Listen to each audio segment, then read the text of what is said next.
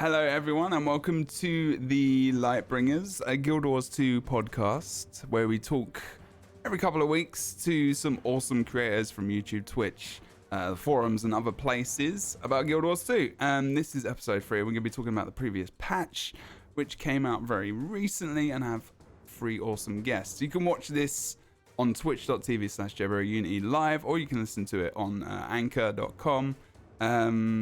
Anchor.fm/LightBringers, and it's available on iTunes, Spotify, and pretty much any other podcast website which it gets distributed to. I have these awesome guests, and we're going to be talking to them right now. And hello, people. I'm going to show you their faces. Look at this. Amazing. Hello. How are you doing? Right, I'm gonna ask you individually how you're doing. Wow, KROOF has got a fan. Everything. First podcast. It's okay. It was very good. That was very good. It is, people. We have KROOF, we have INKS, and we have Age as well. We're gonna go through them. Age, how you doing? You alright, mate? You good? I'm good, man. Just finished work. Podcast time. Guild Wars 2 time. It's good times. There you go. What do you do? Do you have Twitch? Do you have YouTube? Do you have a podcast? Sell yourself for a second. What do you do? So I have a Twitch. It's twitch.tv/AgeNightRoad. I play mainly Guild Wars 2. I play other games. Recently, like Division, stuff other than that. Oh, nice. I do have a YouTube channel. I haven't been up to date with that as much as I like, but I might get back into that soon. Cool. And yeah, and I'm also in a bunch of Discords. I'm in Jebro's. I'm in INKS's. I don't know if KROOF has one. I'll find. I do. Wow. Okay, I'll get into that one. But you have a podcast as well, right? You're on a podcast. Yeah. So we have a podcast called Talking Script. It's a Guild Wars 2 podcast. Currently, we're on hiatus. And we were supposed to talk about coming back, but due to current recent events, we're kind of postponing that till later on. So fair play. Okay, well, Google it and you'll be able to find it, people. You'll be able to find it. Yeah, it pops up first thing, Talking Script. There you go. Yeah, there's not going to be much else called Talking Scripts. That's a good name. INKS, how you doing, my friend? What's going on, dude? I'm hanging in there. Hanging in there, everyone. That's good. Hanging in there. What do you do? Where do you do it? Tell us about yourself. I don't do anything actually. I have Good a Twitch Lord. channel, twitch.tv/MMOinks. Good. But I haven't been super active on that. YouTube is also sort of. We'll talk about that as we get into this episode as to, my passion for the Guild Wars 2 and so forth. But I'm trying to reassess, and I'm trying to find another game that I want to play as well as Guild Wars 2 to make content about and cover and so forth. So, Okay. it's sort of a You work heard in of progress. Raid And Shadow Legends? trying Raid Shadow Legends. Are you sponsored? I want to No. be sponsored by Oh, them because it feels Jesus. like they're sponsoring everybody. Yeah, I think so. I think, my next door neighbor's cat is actually currently sponsored by Ray. Yeah, it's a great meme. Okay, make sure you go and follow INKS as well, and we're going to do this at the end anyway. But KROOF, what do you do? Where do you do it? Hello. I do a lot of YouTube stuff. I sometimes pop in on the Twitches, but it's an every other day occasion sometimes, mostly every other week. But a lot of YouTube. Currently have a lot of videos in the works with expansion stuff and specializations and all that, which hopefully we'll get to on this podcast. But a lot of YouTube. Sometimes I'm on Twitter posting memes, so catch y'all there. There you go. Very, very true. Okay, cool. So we had like a fairly, one of the kind of quarterly, I guess I call it quarterly, updates for Guild Wars 2 very recently. Visions of the Past, which was a lot different from the normal kind of story and the map drops that we have and all the kind of normal stuff that we normally have in anyway. But most people know me specifically for PvP, but I play all of the content in Guild Wars 2. And I've got these guys on to talk about the visions of the past, but also I think every kind of podcast I'm doing is we kind of lead up to an expansion announcement, which was at the end of a blog post, just cheekily kind of put in there. I kind of towards the end going to ask and talk about, what people think about the expansion, what maybe they think about, elite specialization, just because it's fun, to kind of talk about that stuff because it gets us excited for the future, But yeah, you guys have all played it, I'm assuming. I hope so. Otherwise, that would kind of suck. We were supposed to be prepared? What? You're supposed to play this. This was about, how long was this ago? This was like 2 weeks ago. Yeah, 2 weeks. But yeah, I mean, Visions of the Past. So it was very different. I mean, how do you guys feel about the whole thing that, there wasn't a brand new map for a start? I mean, start with INKS. How did you feel when you was like, you got in, it wasn't like, oh, this is actually for once we don't get a new map? How about? I'm okay with there not being a new map for every single release because I feel like they need to, and they've been getting better at it, I guess I would say, but they need to be better with the maps that they provide. Mm-hmm. So just pumping out a whole bunch of maps like in previous seasons isn't necessarily a super good thing. So in terms of looking for a new map, I didn't have a problem with that personally. That being said, the whole Visions of the Past thing, maybe not content directed at my preferences. Ooh, okay. All right, well, we can get into that again in a moment as well. KROOF's face is like... Those are some fighting words. Just kidding. So, KROOF, what did you think, like, not having a new map then? What was that like?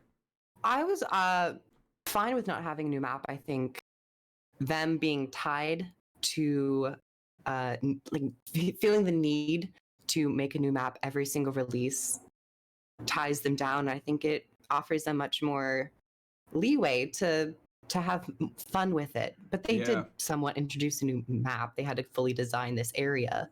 And I think they did really well with it. I just think that they were more focused with what they could do rather than having multiple different regions where they need to, spread their resources. It's a good point. Good point. Age, how did you feel about the whole non-new, well, we'll say the normal kind of thing we receive every single time we have a patch, a new map, where there's like 60 maps in the game or something crazy, right? Yeah, so ever since Ember Bay, which was like the second Living Story Season 3 map, I think it was. Is that the island? It's like, yeah, the volcano island. Island. With the flumes. Ever since that map, I was like, I hope they don't add a map every patch. So I was that type of person who's more for expanding on a map or doing stuff on the same map, but like adding more content so that less of the population gets divided up. So I was very impartial, I guess, to this one, just because it's the Hall of Monuments mainly as the map, the hub that everyone goes to. So it seems like it's going to be a hub for most things going forward. So I was okay with it. That's a good point. So do you think then that is, I mean, I guess they've added more hubs before, but this is like a main hub, right? Whereas you had like what's it called? The one where Sunsphere? Is it Sunsphere? Where you bring up the new amount. Oh, what is it called? Is that what it's called? They reused the Sunspear Sanctuary. I think that's what it's called. Is that one? Like Sun's the one Refuge. Sun's Refuge. Sun's Refuge. Yes. Yeah. Because I thought that was gonna be one, right? But then they're like, so Eye of the North is obviously more iconic, I suppose, for more people. I guess it is. It very much is. So for those who don't know, it's the Hall of Monuments is a place where back in the Guild Wars 1, there was the Eye of North expansion. That was your central hub. And you also added your achievements rewards so that you can actually transfer them to Guild Wars 2. So it was basically a place that you could see your achievements as well. So it's kind of funny as well because like the Hall of Monuments was kind of like, this place where you could register, your achievements and get this new armor when Guild Wars 2 launched, right? It's almost that idea of like a new start kind of thing for me in a way, where it's kind of like, here's Eye of the North, and then you've got this kind of brand new way of maybe thinking about content coming into the game. I think what KROOF said was quite good, actually, as well, that, you know, maybe they're thinking about things a little bit differently. Their focus is a little bit more on, because I haven't got to design this massive area. You know, obviously, they've got designers that are focused on environment. They've got designers that are focused on the questing and or whatever we're doing. Not questing, but the events or whatever. Hearts. Mm-hmm. Yeah, so always an interesting one trying to explain that to people. So you've got this kind of big focus, and I kind of liked not having a new map, in all honesty. I was like, you know what? Cool. This new strike, is it classified as a strike? The whole dwarven thing, is this actually classified as a strike? It's quite long, isn't it? I don't think it's classified as a strike necessarily. Like they didn't say, at least I don't think they said, like, new strike, visions of the past. Yeah, well, I'm not sure, because it's like you can join it as a squad or public, and this is the kind of thing I'm wondering about. So go on, sorry, I won't interrupt. Yeah, but I do think that it is similar to it is similar to a strike, though, because they do use the same tech, and they have the same, you know, window that pops up. So you could see it as a strike. I just think that overall the categorization is a bit different, or it could be the same, because you do fight a big boss at the end, and that seems to be like what a strike is. Focus on a boss fight. This is just a little bit more embellished with story and a couple events. True. Okay, so let's start with Eye of the North first. So this hub, is it a good hub? What do you reckon, INKS? Is it a good place? Is it a good place to hang out? Do you just stand there with your character and go into these other places? Is it just another place you can go you don't really care about? It's just a place. Yeah, I don't. I mean, I think that it can become a really good place, a really good hub. But personally, right now, it doesn't have that draw for me. I mean, I don't hang out there. Mm-hmm. I hang out in the Aerodrome or Lions Arch still, I guess. But it could become an interesting place if they continue to develop it a little bit more as they go forward, which I think they probably will. Because you have to pay right now to get the vendors and stuff, or the crafting. I haven't done it, so I don't even know what it looks like. So I think this is like only visible to you, I'm assuming. Yeah. When you pay for these things, and it's like, I'm not sure about that. I was a bit like, I mean, I'm not gonna come here I'm not gonna just pay for it just because to get it. To be fair, but I guess it's a cool little thing to kind of aim toward. I guess. I don't know. How would you guys, Age? Would you pay for these things? Do you care about like having the extra crafting tables and stuff in Eye of the North and all this? I bought some of the essentials like a merchant, and I think like one or two NPCs just because I could. At that moment. And I was looking into like getting all the smithing ones just because, I just for that convenience. Because for me, I have the, you can either waypoint to that area, or I have the Hollow Monuments orb thing that you can teleport there to, and then I have to click the waypoint because there are two different instances, one for the rewards and for Hollow Monuments, and then there's the new hub that everyone has access to. So, right, okay. Yeah.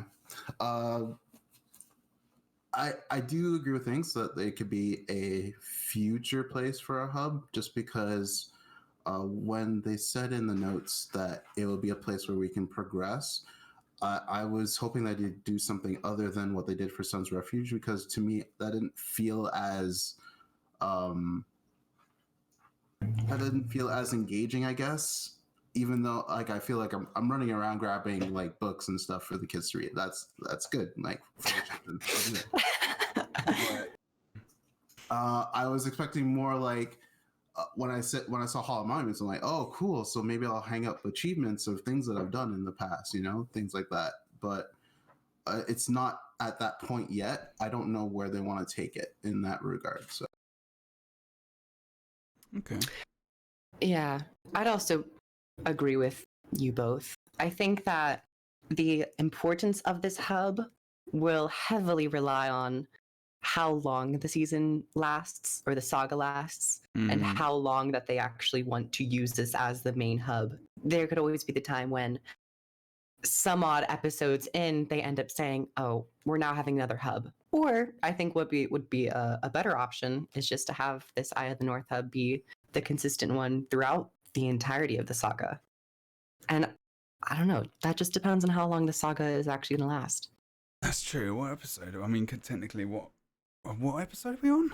We're coming on episode 3. Yeah. We're done with episode 2. Well, technically, there's already been 3 with the prologue, episode 1, and now 2. Yeah. Okay, so we've still got a bit to go. We still got like till next year, easily. And I think that Shaman data mined or had like said how many slots are actually in the tome, the portal tome. Really? Okay, don't say. Yeah, I'm not going to say, but that could also like hint at the longevity of this season. Okay. But yeah, it's definitely a spoiler if anybody does see it. So if you want to go find out, you can do that. You can easily Google that. You'll be able to find that. Or go and look at that shaman who is someone, because spoilers. I go mad. I'm like, no, I will kill everyone. Everyone will die. Yeah, I just saw it in a passing tweet, and I was like, I don't know. I don't mind knowing about the future and stuff too much, but I think it's just for my own personal thing. I'm not like, you're the worst person ever. Other than if you spoil movies when you've just gone to see them and just been released, then you are the spawn of Satan. Although spawn of Satan is pretty cool. So I don't know. It just depends how you look at it. Anyway, okay. So Hub. I thought it was pretty cool. I liked the fact that there was a portal where you can access the strikes from. Well, that was quite cool. That was a pretty good little nifty addition. And you can you can have access to the skins and the other rewards there as well. And I think you're right. The potential for it to be something in the future, a little bit more developed, things happen, would be very good. Because when you first get there, if you look around, it's really empty. It's just like, what? Why is this here? It's like, there's gotta be things. I actually genuinely think that they should just have all of these vendors and stuff available. Because I think it might be a little bit of a sink for currency. I don't know, or just a sink for currency, and also for something for people to legitimately do. Because I think once and we'll talk about this again in a minute. Well, quite soon actually, about whether or not this is a kind of almost one and done situation, which is almost a lot of how people feel about previous maps, stories, things like that.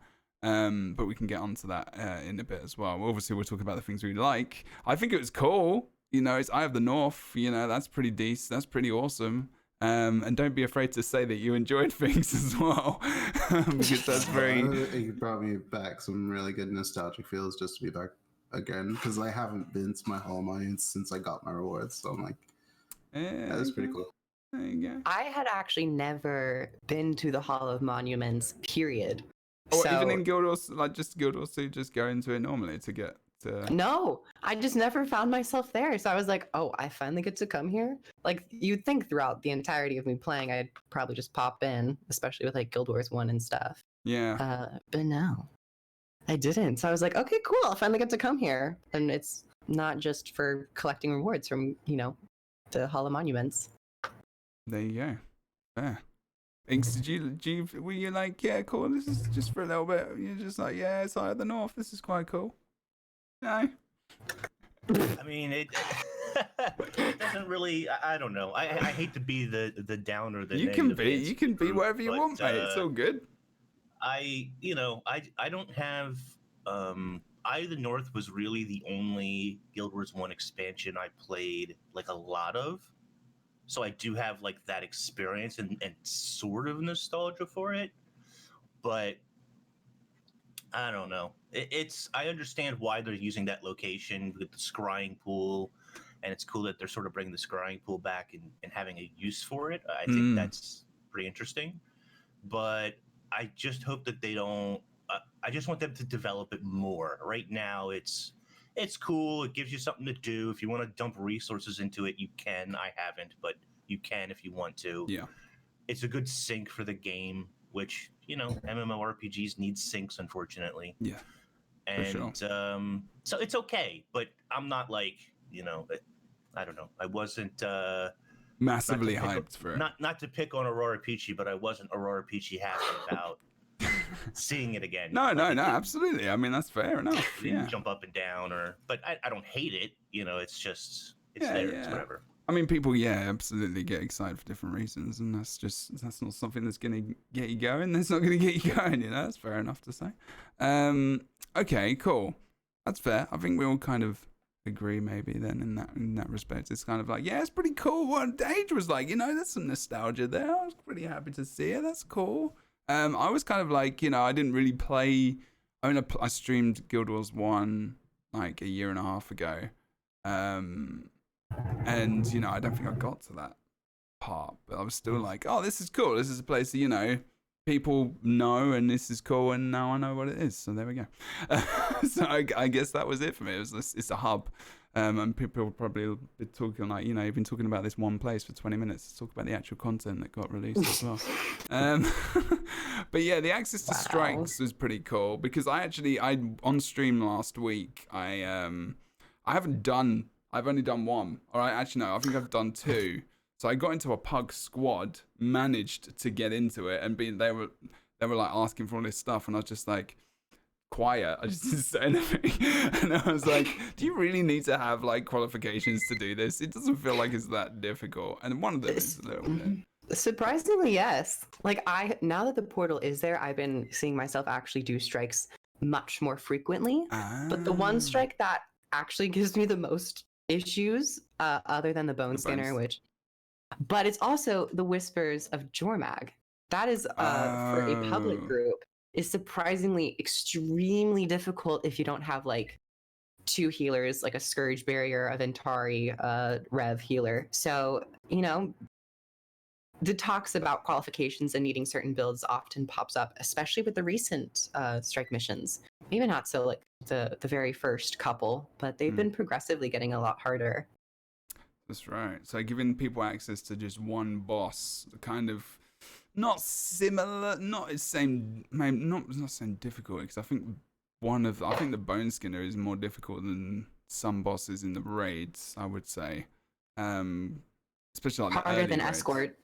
Yeah, I mean it's like but like I think it is good to have these different levels because I like that you have that easy access and it's just one boss, and I think they might move to that in future rather than just creating entire raid wings. They'll just have this really difficult boss that you just go in and kill or try to kill, and then difficulty assigned to that rather than wings. I kind of like in a way, but I think, you know, people do like their classic raid style, you know what they could do? They could do Wizard's Tower and have like each room be its own boss with a strike mission. But people would also like to see that as a raid. Well, there you go. That's the thing, isn't it? Walking around. But it could work as a strike mission too. Hey, I just want some Wizard's Tower. I just want to see what's up with that. She just wants some Wizard's Tower. That's it. Wizard's Tower. Griff wants the Wizard's Tower. Okay. Oh man, no. Okay. Anyway. Wait, what are you saying? Why are you saying wait? No. What are you saying? You don't like the Wizard's Tower? I'm deflecting from the Wizard's Tower. You don't want to talk about the Wizard's Tower? No, I'm going to move on. Okay, this is an emotional place for you. Is this Did a you trigger just word? Warrior Shield 5 us? I don't play Warrior. Only. I don't either. It's okay. It depends whether or not you've got projectiles, I guess, as well. I don't know. Yes. Go on. What were you going to say? You're deflecting. I thought this was a family-friendly show. Hey, KROOF brought up something that just made me think about the raids and strikes themselves, because I thought strikes were supposed to get progressively harder to beat, because every time they add a new strike, I think they were supposed to increase the level of the previous one. Yeah. Was that how it worked? I'm not sure. I don't know. Okay. To ask a question of clarification, do you mean like when they introduce a new boss, the one that was originally or previously there would also get stronger? Yeah. I don't know if they said that. I think they were just hinting at the progression of the bosses that they would implement. Okay. But okay, that does make sense then, because if they have the stats on how well people do in the previous strikes, and I guess they upped the difficulty a little bit to give something a little bit more challenging while also learning at the same time, because that was the objectives of strikes. Because they're working on a new raid right now, so it'll be interesting to see how that works out when the raid actually comes out and people transition from the strikes to the raid. That's what I'm looking forward to the most, because I've only done the one strike because like other strikes were just not populated. There were no queues for them to go through, so I couldn't actually go and experience them. I think the public queues would be a good idea for those, because there isn't, is there? You can only enter as a squad for the later ones. I think there's is the weekly a public queue? I think it changes. Does it change daily? Don't know. In the Eye of the North? I don't remember. I'll have to log in and check it actually. Well, because maybe I have to go at the week. I think it changes daily. Yeah, I think it's a daily strike mission. So that's another positive function of the new Eye of the North hub, is for people to potentially get quicker public queues. Okay. Yeah, because I would like to experience the other ones just to see what they're like. They are fun. They definitely get more intense. I don't understand why they took public queues away from some of them. Because to be quite honest, like I'm not in a guild, right? So a lot of the content that I experience is with random people, which can be a good thing, can sometimes be a really bad thing. But regardless, you know, if you don't have a static group, which I do not, then doing some of the strikes is like very difficult, because people aren't really looking to do, especially some of the easier ones that they don't care anymore or whatever.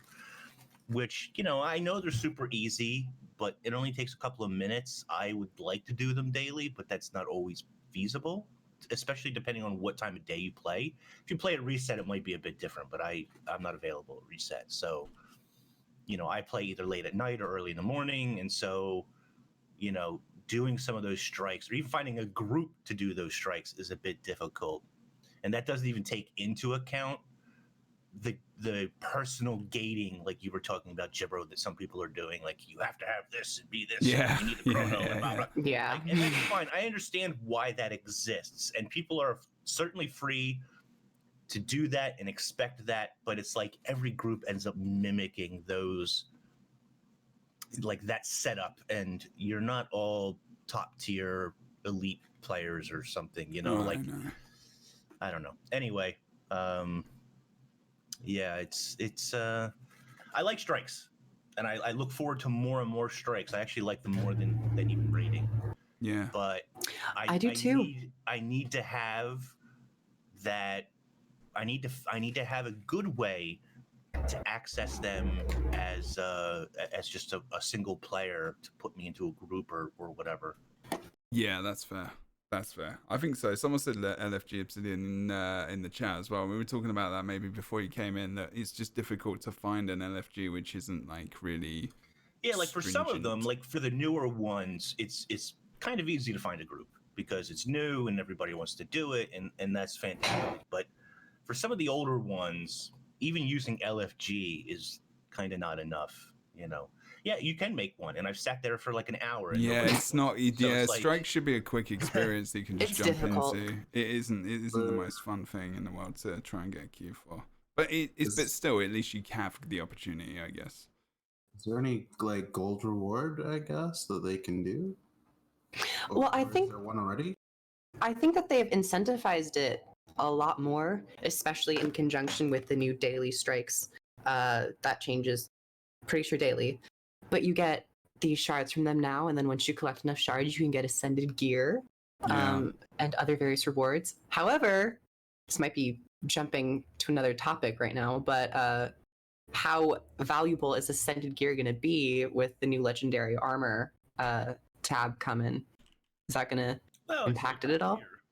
It's still top tier. However, you have to have more pieces to switch between. Yeah, that's true. Well, let's go on to. We've talked about enough about this.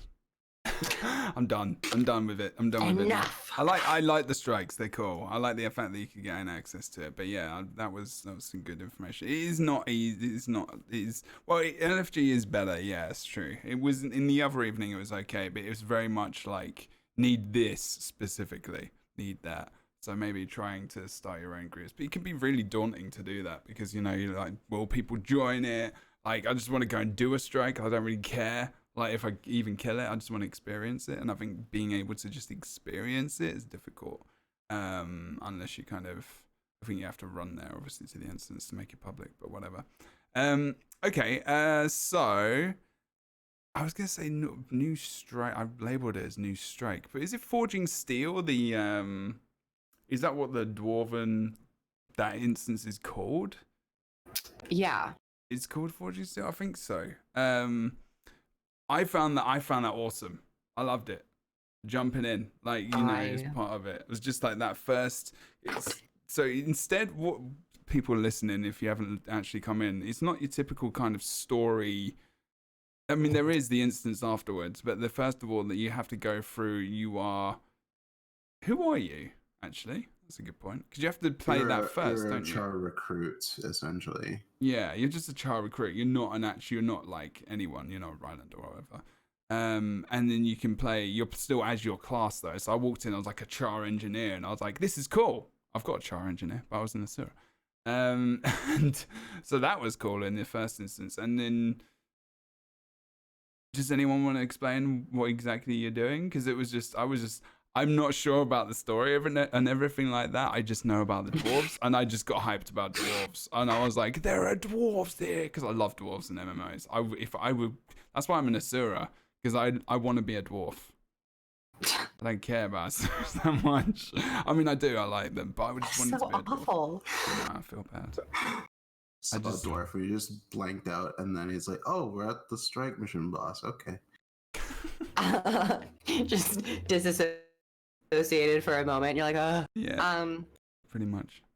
Well, to touch on the story of the entire, vision of the past, I enjoyed that you were not a commander. I've kind of missed not being the star of the show and just kind of being an extra and seeing this narrative play out. Yeah. So in that aspect, I liked it. The actual story itself, you're just escorting a tank to the Darkmire Delves. I think that's the story. And then you find some issues. You get some fights and ice food along the way. You help the other war band members from Ryland's war band. And you fight a big boss at the end. You get some rewards. There's a lot of achievements in there. There is a hell of a lot of achievements in there. There are a lot of achievements. And I actually find myself going back to play them, which I don't often do. But for some reason, I want to with this, because I just like the whole entire instance. Yeah, it was bloody awesome, actually. I really enjoyed it. I might actually put some footage in the background so people can see. But how did you feel about it, Age? Go on. Let me know. I think it was... at first, I thought this was like just a legit story instance, and then we're getting to the end. It's like, oh, big boss. Let's see how it goes, and then I find out it's a strike mission afterwards. I'm like, it's interesting because I thought, I haven't played all the strike missions, so I just thought that strike missions would teach you little mechanics over time, like raids do, and then at the end you kind of add those mechanics all together. But it didn't feel like that for this one. It felt like different pieces that you would go through like you would do in a story, in actual like a Guild Wars 2 story episode. And then everything comes out to the end where all the mechanics were just very interesting. I picked up on them quickly because I raided in the game before. Yeah. But obviously like some people haven't, and so it took a while, which was I think the interesting bit, because it didn't completely like kill off everyone, because like it just made it way longer, because if you don't CC the boss, obviously you don't get that DPS phase, so it just took longer to beat, and it took a while, but when people actually started saying in chat, hey, you gotta do this and this, it worked pretty well. So I think it's interesting to I'm wondering if that those little things of like you have to kill these portals, you have to get in the tank to CC and all that stuff. I wonder how well that translates into people actually doing it for other strike missions. Do they actually learn? That's because, like, for me, strike missions are for learning how to mechanics work, and attributing all of that knowledge and like that learning factor into harder content like raids and fractals. So for me, it's like I'm just wondering. I'm going into these wondering like how well are these actually executing pretty well, and for me, I think it worked pretty well for this one in particular. I can't say about the other ones. That was really long-winded. No. It was made sense. Bravo. It made sense. No, did you enjoy it essentially? I did like it. It was actually challenging because I was like all berserker. Yeah, you so get hit I a had lot. to- There's a lot of damage in that. So I had to make sure to like dodge and stuff and. Oh it was god, fun. dodging. Oh, I don't know. Yeah. Careful about that. Yeah, I know. I fell off like at least twice on that. That was not fun, but I came back right away. So I had a hell of a time the very first time that I actually played it because I was only playing with one other person. So it was the other person and myself. Wait, you were two people in the whole instance? Two people in the What? whole instance. Oh, when were you doing we this? Did it.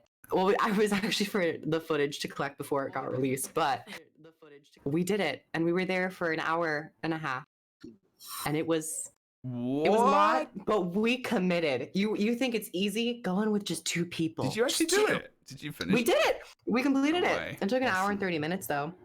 That Yeah, is you- pretty good, to be fair. But that's yeah, pretty to be decent. fair, you can beat that without CCing. It just takes a lot longer. I was playing a Condi Renegade, and I was just short bowing it the entire time. Oh, yeah, that's why. Okay. It was good. That's fair. It was fun. I'm actually gonna put. How did you feel about it, Inks? You've been relatively quiet. I'm not sure how you feel about the instance. It was too long for me. It felt more like a dungeon and less like a strike Right. to me. The story is okay. I'm not a big fan of the Ice Brood Saga story in general. Mm-hmm. So like this being sort of an extension of that in a way is it's okay. It's fine. But as a strike to do it again and again and again, it's just a bit long for me. It's not something I would want to do every day, for example. Maybe I would do it once a week. I think I've done it twice in total. So, you know, it's a little bit long for me as a strike, as repeatable, you know, but it's Yeah. okay. It's decent. On the topic of it being a strike, I don't know if it actually is officially branded as a strike, though. I think it is. Oh, well, that's fair. Wiki. That's fair. I Maybe checked it's the not. wiki and it said Maybe it it's not was. considered a strike. What's that age? I checked the wiki and it said it was.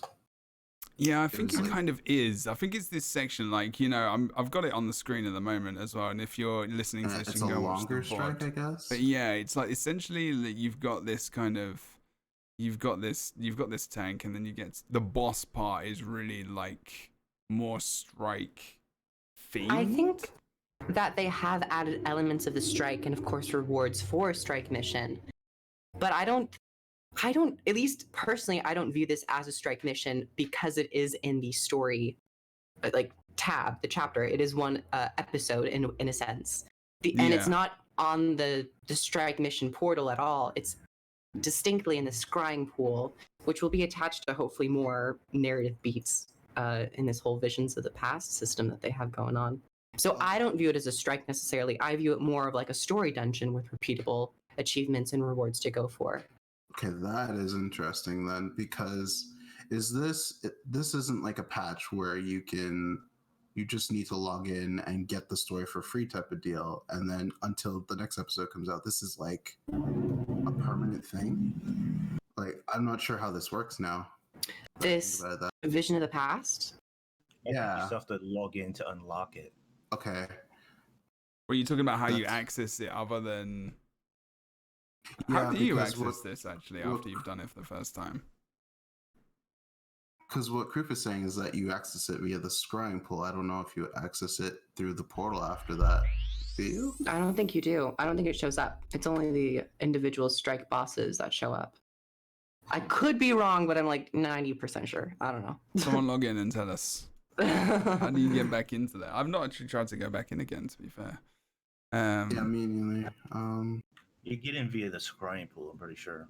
Yeah. Okay. So that's I find that interesting because it's not part of the Icebrook saga in terms of necessary story, but it's content that you need to unlock by logging in. So it's interesting if a person doesn't log in and they come back, it's like, I would like to do the strike mission, but I don't have access to it. So I'm wondering if people will have access, or do they need Icebrook Saga at some shape or form? Maybe.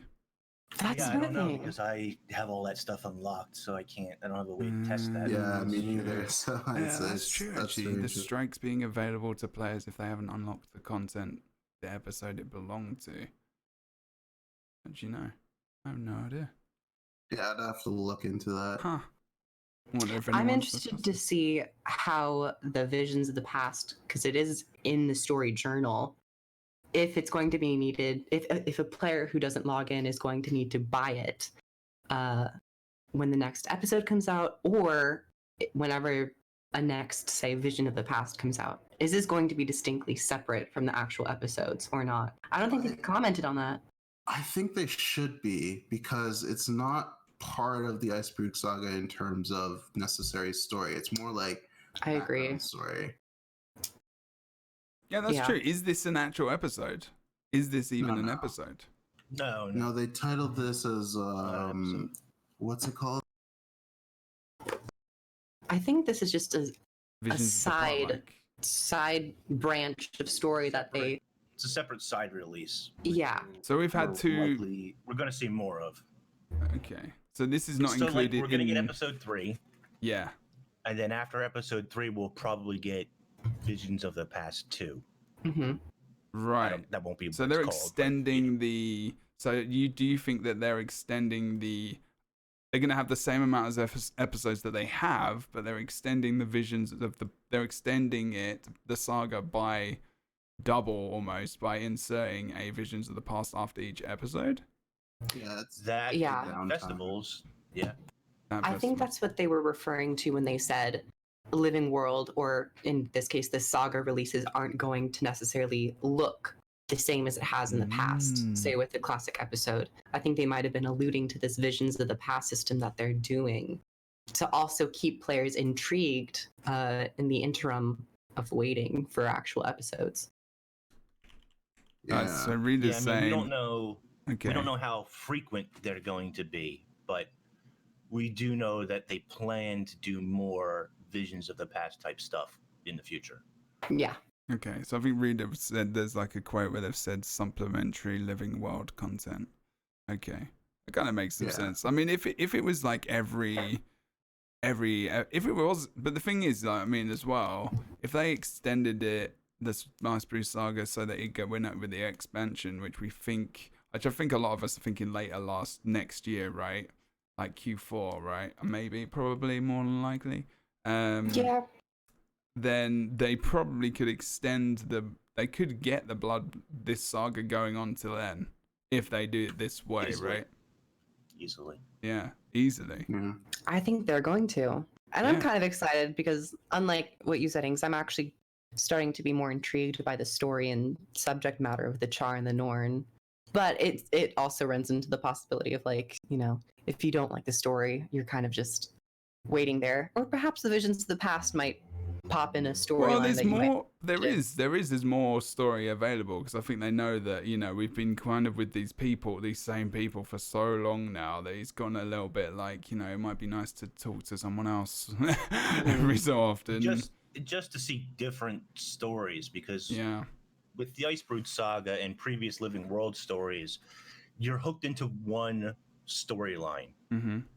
But it's the world of Tyria. There's many stories happening, or you would like to think that there are many stories happening Yeah. throughout your MMORPG. It's just that you're only seeing one story, and this Visions of the Past stuff allows you to see different storylines that are not necessarily directly related to, say, the main storyline. And that's what made some people very angry about raids, because raids were telling a separate story, sort of connected to the world, but not exactly. They were telling a separate story, and those who really love story were upset that, oh, I don't have a raid group, or I can't get into raids, and I'm missing these story beats. So I think this is just an easier way for them to tell some side stories that are maybe fun. That's true, actually. That's actually very true. I mean, it's like, I think you're right. I think they branded themselves very much. I think, what is it? Even in the opening kind of cinematic, it says, "This is my story," right? Like, that's like the primary thing. So that's so they're actually selling it as like this is your really hooked, like this is your story. This isn't anyone else's, but. You know, in a world where you're completely right, Inks, you know, it's a world where there are many stories, and you want to find out about, you know, where did Rylan come from? Like, how did he get to this place where it seems like him, you know, he potentially, you know, took a wrong turn, or, you know, how did this NPC die, or how did, you know, this dungeon get formed in this way? Like, how did these things happen? And it's like, there's always these questions where you're like, this actually could be quite a cool little storyline. And then, yeah, you don't really get any of that backstory. So I really liked it in that respect. And I think, you know, even with the dwarves in that instance, I know I'm obsessed with dwarves, but it was a new NPC. It was a new enemy. It was a new model. Well, was it a new? It's not technically a new model, I guess. They've just based it off the dwarf, I suppose. But that was quite cool. What did you think about the dwarves? I mean, I have to ask because I just loved it. I was just like, yes, there's dwarves in Guild Wars 2. Oh. And they called, I had to ask reading it because I was like, which dwarves are they? And then Stone Summit. And I was like, wicked. Was it? I shot them. You shot them with the cannons. That was fun. No one cares about them at all, like as much as I do. Apparently, you have to play Guild Wars 1 to understand, I guess. But I guess, but I gotta talk about the cannons. The cannons were really cool though, because I don't know if anyone remembers, but there was like this image where a char, I think it was a warrior type with a cannon over its shoulder. There's like part of that, and like it translated to this. I'm like, yeah. That bazooka. Wait. That was cool. The bazooka thing. Yeah. The knockback and stuff. I'm like, can like, for if you're gonna add new elite specials in, can someone have a cannon? Like obviously make it good. Yes, H. Yes, they can. Exactly. That was exactly what I was thinking when I was streaming. I was like, dude, this is a new elite specialization. It has to be. Bazooka is so cool. Like, imagine that. Dude, that knockback was fun as hell. I love that. I was thinking they could make it like a like an engineer kit, if anything, or like a specialization for warrior or something. But I was also thinking like, oh, would this be good for PvP and things like that? But yeah, that's digressing from the. I've kind of got a mortar kit. I mean, it could work in a similar respect. I mean, you know, they'll tweak the numbers. Yeah, we don't care. We want them more. We don't. I don't know. I'm not gonna say we because I'm not sure how Inks feels about the whole bazooka thing. He doesn't seem that amused. Oh no, he liked it. His thumbs up. It was good. Yeah, it was fun. That's it. Okay. Yeah, I like the dwarves as well. I wish there was more of them. Actually, you know, as far as, I guess we could maybe talk about this later, but as far as playable races go, dwarves is definitely on that list for me of hopefully being playable at some point. Fucking hell yeah. Sorry, I swore. I don't know if that's a reality, but I would like it, you know. See, Inks has said it. I want it. It's in. Dwarves. Playable dwarves. I was thinking that perhaps with an expansion they could do some sort of sub race. Granted, you know, everyone wants the Tengu, but what about the dwarves? Who cares about the damn Tengu? Screw them. I want dwarves. They are cute. Who cares? They're birds. Excuse your mouth. These are dwarves. I want a Tengu thief so badly. You want a Tengu thief? What about a dwarf thief? Have you thought about that? Actually, that would a dwarf cool, thief. dude. Okay. You know what? I like Corvus. What do you think? Dwarf and Tengu. That double just feature. have them both. it's like the one meme. Why not the both? Like, let's do it. Sure. That's a lot of work, though.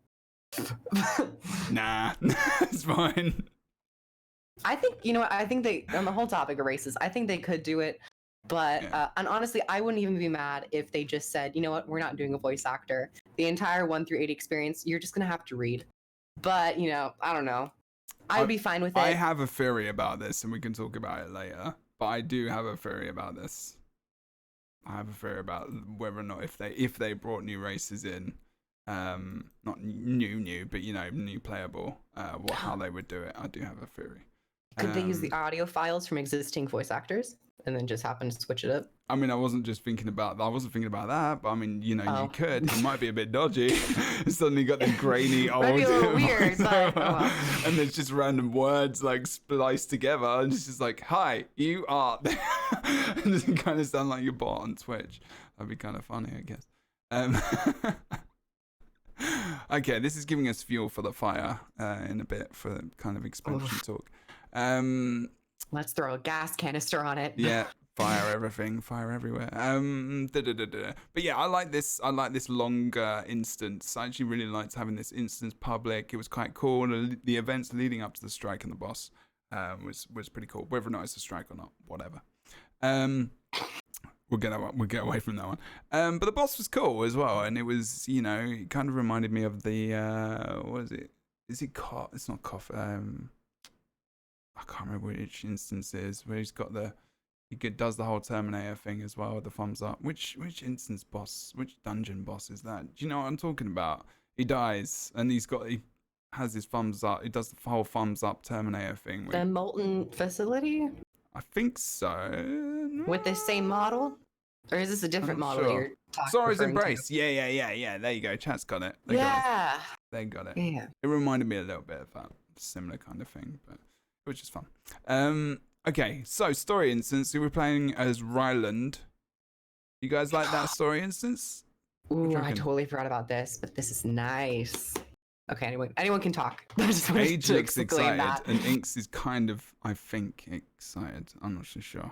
I don't know anymore. Like INKS' face is like confusing because he's very deadpan, but then he's like kind of happy.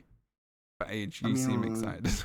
I mean, like every time I'm a char with a great sword, it's a good time. So fair enough. Oh, the abilities, the new abilities. Oh, they were good. I like those. They're really good. I ended up not using them a lot because I felt they were so much weaker than the abilities that I had that I could do, especially with condition damage. On a horse? On a horse? On a horse. Wrong game. Next lead spec introduces horse mounts, and you can use the sword. Great. You just got this horse and you're holding it, and it's just a flamethrower out the back. You're holding a horse that's holding a great sword that's on fire. Yes, let's make that a thing. No, but I just found that they were cool. Yeah. Gameplay wise, they're really cool. I still used it to like tie in with the world that I was playing in, but oftentimes I felt like I could clear the actual instance much faster using the weapon abilities that I already had. So you're going for efficiency over like actual fun? I mean, after the third time, yeah, of course. Yeah, after the third time that I played it, I kind of was like, I'll just use my regular abilities. I'm over it. Okay. So, but Age liked it. I used the Great Sword, bro. Why did you like the Great Sword, Age? I actually used it like efficiently to like chain CC and stuff. It was great, and there's like that 2 skill is like does a ton of damage, but you have to be like super close. It was a lot of fun. Trying to find some footage as well because I've got it. I'll stick it on the screen. But yeah, the second ability was really awesome because you could just you just stood there and because you had to use that to get through the walls, right? To get through the ice walls. I kind of wish it had a little bit longer range. That was just me. Yeah, that kind of put you in place, that channel. Yeah, that was like a pure melee weapon because that 5 skill is a super long dash that allows you to get into melee, and then you can just combo with the rest of the skills and use the one-off cooldown if you need it, like abilities, and then you could swap to your actual profession skills if you wanted, and then until the sword skills come back up, and then you just keep going over and over. So I found a lot of fun to use. what I liked as well was the fact that, and I'm showing it on screen at the moment, is that you could walk around. You still had this great sword on your back, and then you had like your weapons. Like you actually had both sets, kind of. I guess if that makes sense, because you're just kind of stuck with this, this great sword. It was really engineering kind of weapon. I kind of felt as well. I don't know.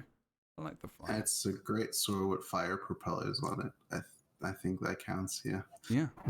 I think so. INKS, what would you reckon? What did you think about the whole different weapon? I'm not the biggest fan of replacing my character with some other character. Ah, okay, so you didn't like playing Ryland much. I don't really like being taken out of my voice is going.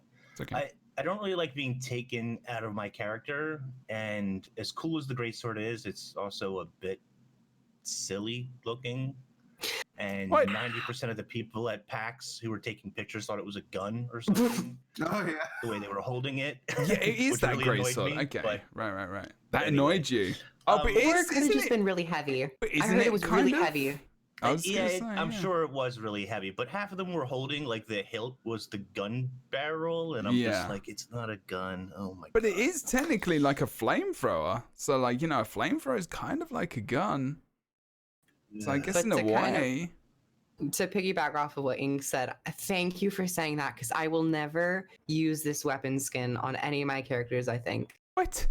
I just didn't like the. I didn't like the skin. I'm sorry. Kill me. I don't know.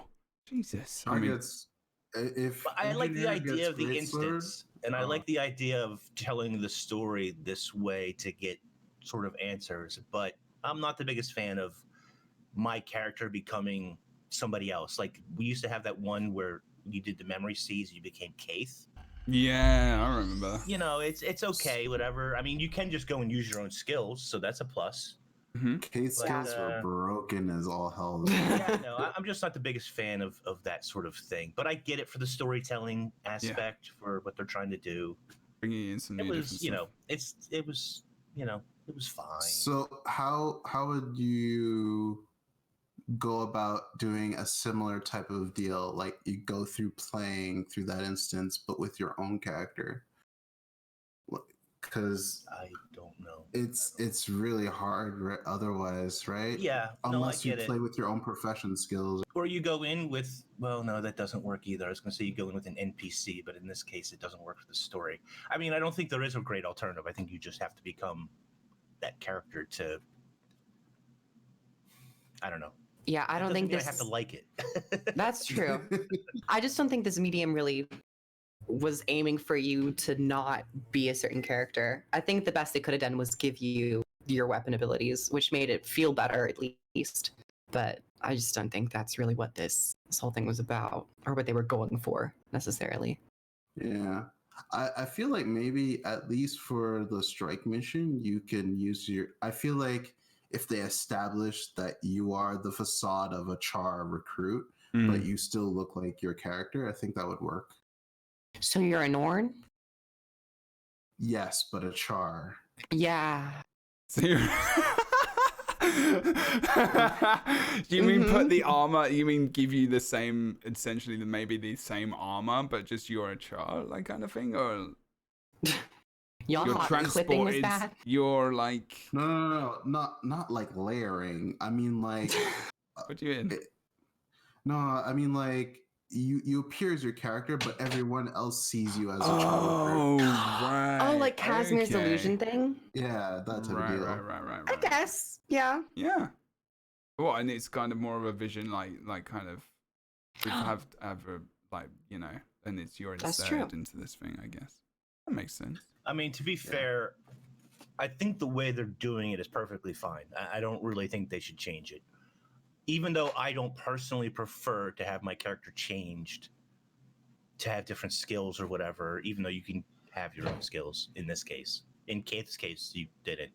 But even though I feel that way, I think the way ArenaNet does it is perfectly fine, and it's like they shouldn't listen to me when it comes to this at all. They should just do what they're doing because it works better than my no alternative solution.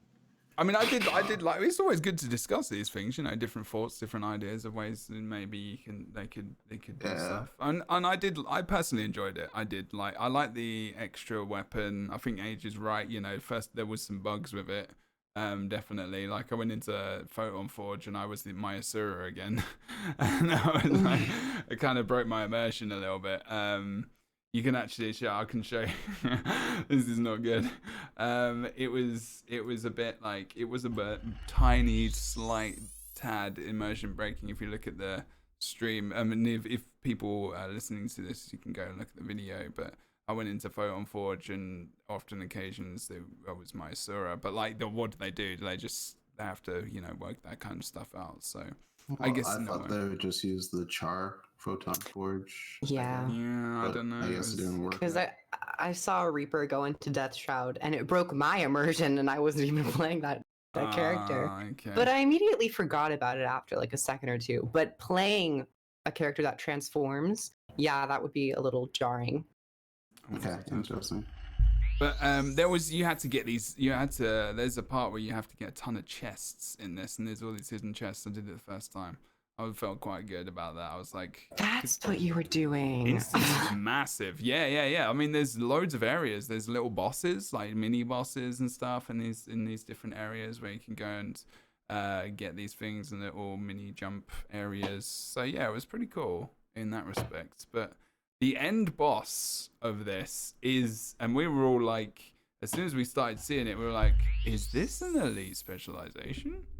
Because this is a guardian, right? This is, what's the name? I can't remember. Almora, Soulkeeper. Yeah. So Almora is doing some new abilities that we've not seen before. This triangular kind of fire line. I don't know what to call it. Kind of porting. I don't know. I kind of was like, is this going to be some kind of a new elite specialization, maybe? Or is this just something specific to them? I don't know if you guys thought about this at all. Could be a cool guardian. Because of the blue, the cyan color, I always think like guardian, right? But oh, yeah, absolutely. She's a guardian as well. Yeah, she's a guardian. Yeah. There was a symbol. But like, she's not using any different weapons. Sword shield is pretty classic, That's but the abilities are really cool. That charge forward and stuff. Yeah. I think one could interpret this using a sword and shield could be that they might get, and I know a lot of guardians have been saying, what about an offhand sword? And if you look at the pattern that we've gotten for elite specializations, we've had a two-hander longbow, we've had a main hand axe, we haven't had an offhand yet, but we can use the main hand sword. So this could be, a possible offhand guardian it could be sword utility ability as well. I mean, it could be utility. True. Could be utility. If she's not using a new weapon, you never know. I always like to fuel a little bit of the conversation with this kind of, especially with the elite specializations coming up, and there's loads of abilities out there that they could borrow into these places, and I'm like, because these lines are around for quite a long time. There's another ability where she kind of goes into the middle and puts out these kind of mini Aegises on the floor, which kind of look a little bit like Dragon Hunter kind of Dragon Hunter-esque, I guess, with one of the traps that we've got. And I was just like, yeah, okay, maybe this is a thing. Maybe the greatsword is going to be a thing. But I don't even know if they've started work on. I think they have started work on the expansion, haven't they? They said they have. They have. They've definitely gone through concepts. At least. Yeah. From what we know, I guess. I mean, and someone is saying, isn't this just the Ellie dagger flame line? It is, except that this is activated 3 times in a row. So it seems like maybe this ability would have 3 bullets. I forget what they're actually called. Ammunition. Three charges. That's right, yeah. So you could like use charge. You could charge 3 times before it has to renew itself or whatever, right? And that's different. I mean, it's interesting and different, I think. I'm going to tell you right now, as a thief player, I'm going to be very sad if this is a specialization, because fighting that will be very painful. And I actually do not want that to be a skill at all. Why? I think Guardian already has a lot of teleportation and mobility on top of the amount of boons that they have. and blocking. I think if they go along this line, I think it'd be very detrimental, considering that in PvP, Guardians already have a lot of speed. I mean, if you have the sword, you have a teleport on that with your symbol, and then your True. utility skill, Judges, or the intervention one that doesn't heal but teleports you and deals damage. Judge's intervention, yeah. And then to have possibly 3 charges of a fast dash and possibly evading skill.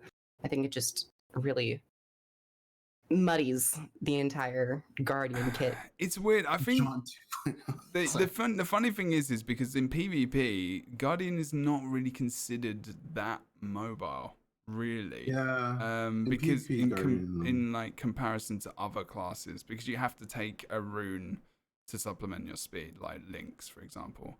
They have a lot of swiftness. They do, but if you're playing damage, you don't, unless you're playing Symbol Brand, which you can get speed from Tome, but which is broken. But or if you're just playing Firebrand, just go into your tome. yeah, it's a bit. Other than that, I mean, you've got 2 teleports, but there is cooldowns for these. So I think they could get away with it just about, but I think they'd have to bring something out probably for Necro and other classes, because still there's, I think I don't know. We'll have to say that's PvP, man. That's where my brain's at, I guess.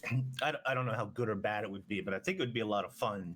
Teleport to your enemy, and then you dash real quick, and then you can use another teleport to get back to them and dash again. And I don't know. That sounds like a lot of fun to me. It's a lot of fun, but I think that would fit the Revenant maybe a bit more.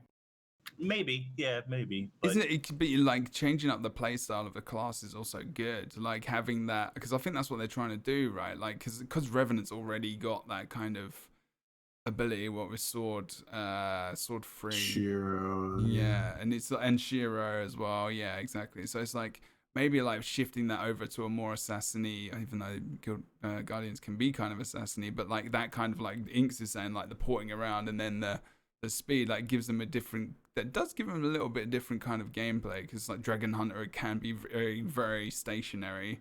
You just slam down your traps, you pull people in, and you're hitting them from afar with your bow or whatever. Well, and somebody else said it would be great for Guardian to get away, to get out of combat, to get away from people. Yeah, you could triple dash away. Exactly, because like you can only engage with ports. Like you need a target for ports. Like whereas like Greatsword is good, I guess, and Scepter free helps with locking down. But otherwise, if you're a Guardian, getting out is quite annoying unless you got staff, I suppose. I think their whole entire system of getting out shouldn't be based on teleportation. I think it holds much better to having ample access to stability and Aegis and protection. I think they rely more so on boons than rather being a thief and teleporting away. I just think in terms of thematically, I wouldn't like to see it for Guardian. Is it a cool skill? Yes. But do I see it for Guardian? Not necessarily. Yeah, fair. That's actually a good point as well. Many things to consider. But, yeah. We've ventured into expansion talk. I think it's because we might be going there. I'm going to have a quick look. We've got about 45 minutes or so left anyway, so we might do. But generally, there are other things. Okay, we're talking. Of course, the story instances from episodes previously in the past. This wasn't what I thought it was going to be. I'm on it. In all honesty. Really? INKS is like, that doesn't mean that doesn't mean it's bad. And it doesn't mean I didn't enjoy it. It's just not what I expected it to be. Can you explain it to me? I have not seen this yet. So I thought this was gonna be a redo or a new envisioning of an episodes from season 1, or specifically maybe even starting from the beginning of season 1, and maybe I read the post wrong or I interpreted it wrong, which is my fault, and it might not have even said that. But I actually thought we were going to go through it and experience season 1 again in a different way. I don't know if anyone felt that was kind of insinuated in any kind of way, or I just read that wrong, which is potentially the case. I didn't expect to get what I got. Did anyone? I expected exactly what we got. You did. I think, we were talking a bit before of like lowering expectations, or rather getting hyped only to be let down. Oh no! When they Don't said- say that. Well, I mean, you you can. dug your own grave. You can. Jebro, you have. dug your own grave. I did. But I did. I was expecting exactly what we got when they said we're going to be seeing 4 episodes of Living World Season 1. I wasn't expecting them to remaster it at all. I think that would have been that would have been Oh, that would have been a lot saga of in and work. of itself. Yeah. I think, but I do think the way that they have implemented it is a little weird, but they have said that they're going to be continuing this to eventually have a fully solid set for Living World Season 1. When you say weird, I don't. What do you mean weird? It just felt extremely disjointed because you jump right into the only one that I played was Bram's. Brands is the first one. You jump right in, and if you don't know the story, you're like, what the hell is going on? You immediately are flung into a conflict. Yeah. And there's no background. You get hints of it when you're playing it. But with it being Bram, it makes sense because he was one of the very first characters introduced in Living World Season 1. But I thought that the best thing to do would have been to have 4 instances with Bram rather than jumping, from Bram to Rox to Scarlet to Canuck, just all over the place. Have a set where you release it, have 4 instances with Bram, giving backstory of Bram, and then leading into the conflict. That's how I would have done it. It was all one shot? Yes. It was the old Bram story where you go to his home instance and they tell that whole story about was it his girlfriend? His girlfriend was captured, and then in season 1, you then went into the dungeon, Molten, whatever it was called, where you got Jetpack for the first time, and you save his girlfriend, and then she runs off with some other dude and just disses Bram. So it's not really his girlfriend. It's a girl he's interested in. It's a girl that he likes. Yeah, he's trying to protect her, but she friend zones him, and she runs off with some other dude. I mean, people are saying elsewhere in the chat and stuff that they didn't expect it to be that way as well. I think maybe my expectations were a little bit high. Maybe I'm just hopeful. But yeah, I mean, and it was. I understand what the premise, the idea was, because you got Kanak's battle there as well, which is really. I completely forgot how to deal with that, and it was actually quite annoying. Until I worked it out again. But there was that. There was Rox, right? With the original voice. Rox had her own home instance. There was 3. The pet thing, and then the other one was Canuck. And it was Canuck. So there was 3. It was just. But the problem is, now I played all of season 1. I remember it decently well. I think you got good grips on that. So for me, selfishly, I'm not interested in this content at all, really.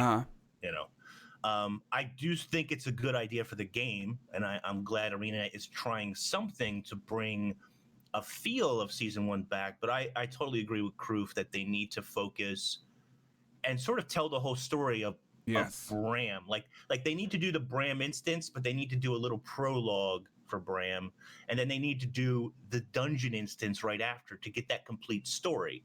You're just getting this middle piece that a new player is just going to be like, okay, I guess. It is a very basic instance. Like you jump into this part of Canuck's story, but you miss the beginning parts of why Canuck is the way he is in this part of the story. Yeah.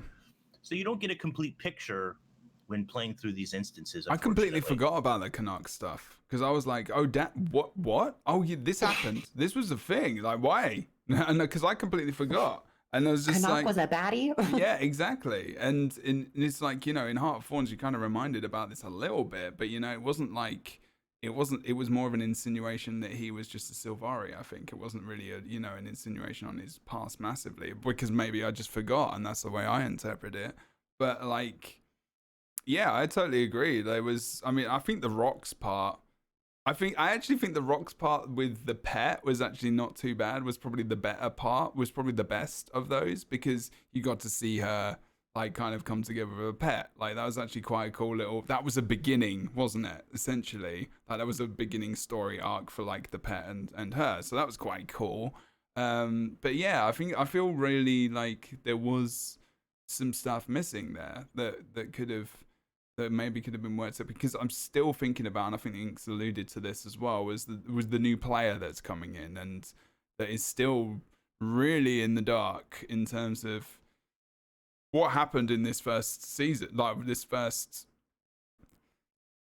season, because there were so many good things, and we were talking about Southside Cove, we were talking about LA, we were talking about Battle for LA and all that kind of stuff, remembering how epic that was, if that's going to be coming back, because that was one of my favorite bits of content they've ever released. Battle for LA, I can't remember how late that was, but that was so good. And then going to kill Scarlet and all of that, like it was just awesome. That's when I rejoined, and I had so much fun. It was awesome. It was so good. But here's the thing: in its current iteration, and I do believe ArenaNet's going to make this better as they go. I think so. I think they'll flesh it out more. But in its current iteration, Battle for LA would just be you on Scarlet's barge, and you'll have that one fight, and then you'll just go into. I think you're right. I don't want to spoil it, but spoilers. But you'll go in and have the Scarlet cutscene. Yeah, which was very and by good. the way, that Scarlet fight is actually a pretty good fight. Decent. Yeah, it's pretty good. Absolutely. So, yeah. Yeah, I mean, it was, and that wouldn't be horrible, but there's this big experience before, which was so much better. Like, well, it wasn't better, it was different. Which was so good, which can definitely come back. I feel they could bring, like, this is an instance which I don't know how it works in Dev and everything specifically, but I know the process, but bringing back this instance, it feels like they've just reactivated this stuff from the past and brought it back in an episodic type, and they've just activated it and started it in. Obviously, it takes more effort and work than that, because you've got to bring all these things from the past, think about the stuff that's been implemented now, adjust, do all the things you need to do. I'm not saying it's easy, but would something, chat can talk about this as well, maybe, is like the Battle for LA one of these things, like these classic events where I think, like, in the past, that, and I'm getting onto Marionette with this, by the way, as well, that, people didn't witness, that they could witness and could continue to witness in a way that it's a way to either farm for some new rewards or to just experience it and to just have these, or even a seasonal past event thing where you're just like, here's Battle of LA, queue up for this instance. Here is the Marionette, queue up for this instance. Here is, what are other things that happened? The clock to the tower, the worm. Like all these different things. Yeah, the Karka, like exactly, like these one-time events where they're massively instanced into the game, and you can just queue up for them, like past events. Like, do you know what I mean? Like, is that immersion breaking? Is that just bad idea? Because I want to go and experience these things. Marionette was epic, and like it could be a clown fiesta. But it was pretty good. I don't know. That's what made it good, though. The fact that it was a clown fiesta. Yeah. That's true. If you take the Marionette and you scale it down to work for 5 people, let's say, it's not the same experience as having 50 or 60 people on the map who are kind of ruining the experience for you, but also is what made it fun and difficult. Oh yeah, I'm talking about on a larger scale. Absolutely. For me, it sound like more like an annual event type of deal that you would do. So more people get involved. So like the South Sun, like that was a cool thing. I could barely experience that because I had like a terrible PC at the time, and like everyone experienced that poorly. I could barely get in, things like that. So maybe they can do it better this time around. Marionette could be another one as well. Like, I think that would be a cool way to experience the big event, large scale events from that season. Kind of like the events we've got now, like Super Adventure Box comes back, or like, Dragon Bash comes back, and that's a good idea. I don't know how they could spread that out though.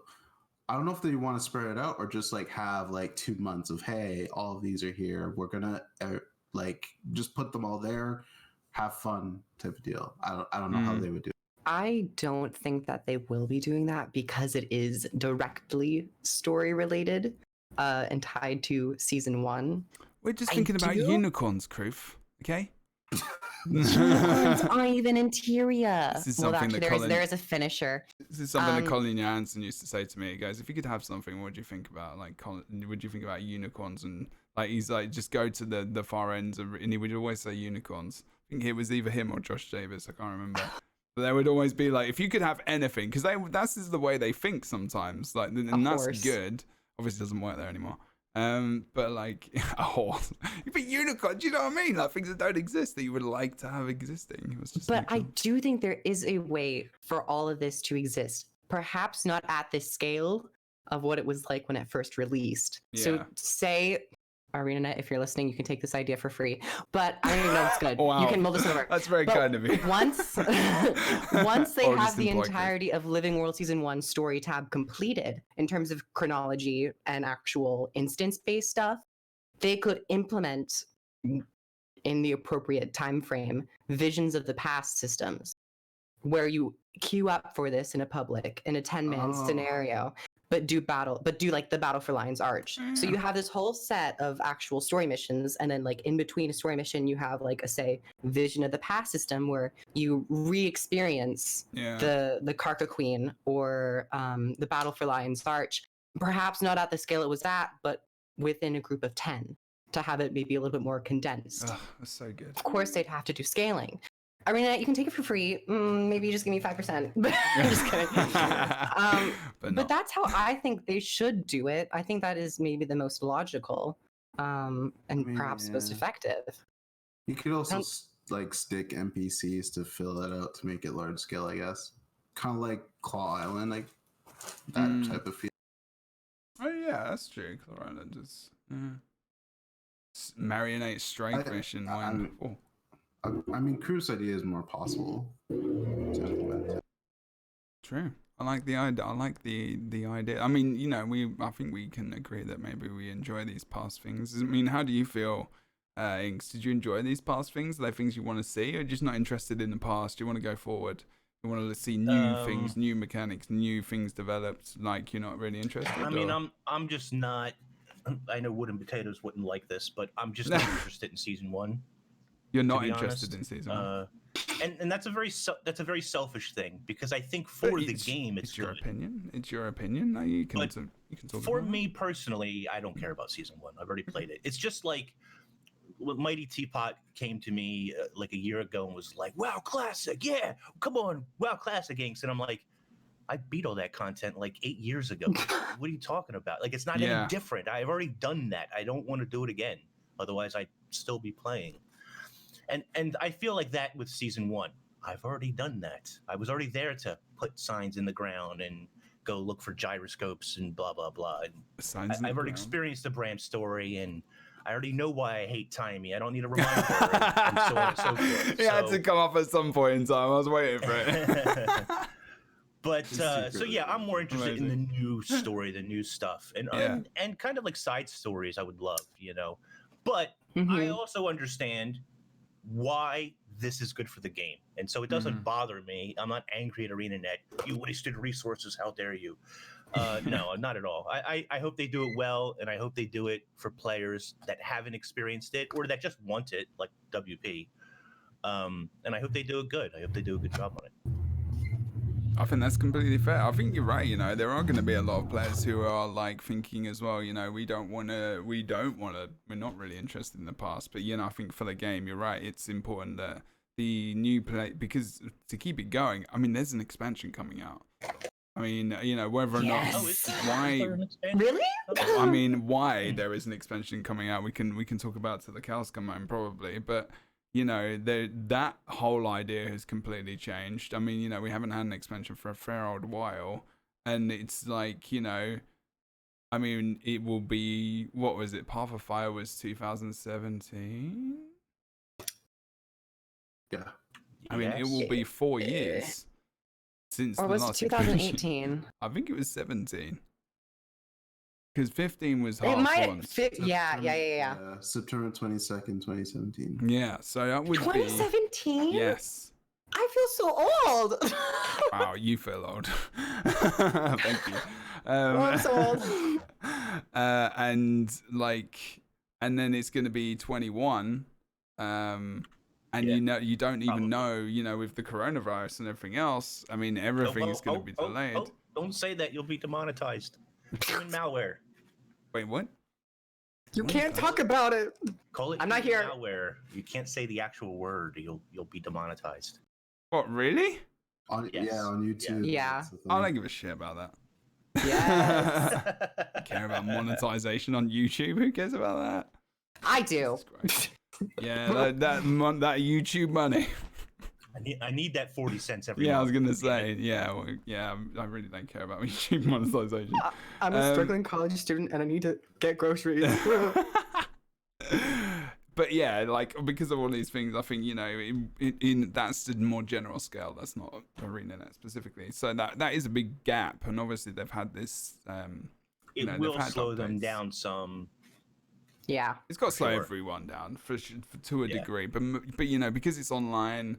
At least and there's a way to work from home. Even though I don't want to. They're managing with it well, and they've communicated all the things that they have, and they released the episode while this was because I'm in Washington, it's in state. I'm not a million miles away from ArenaNet. This happened while in Washington. This was just kicking off. Like people were starting to stay at home, they released the episode during this where people had started to already go home, I believe.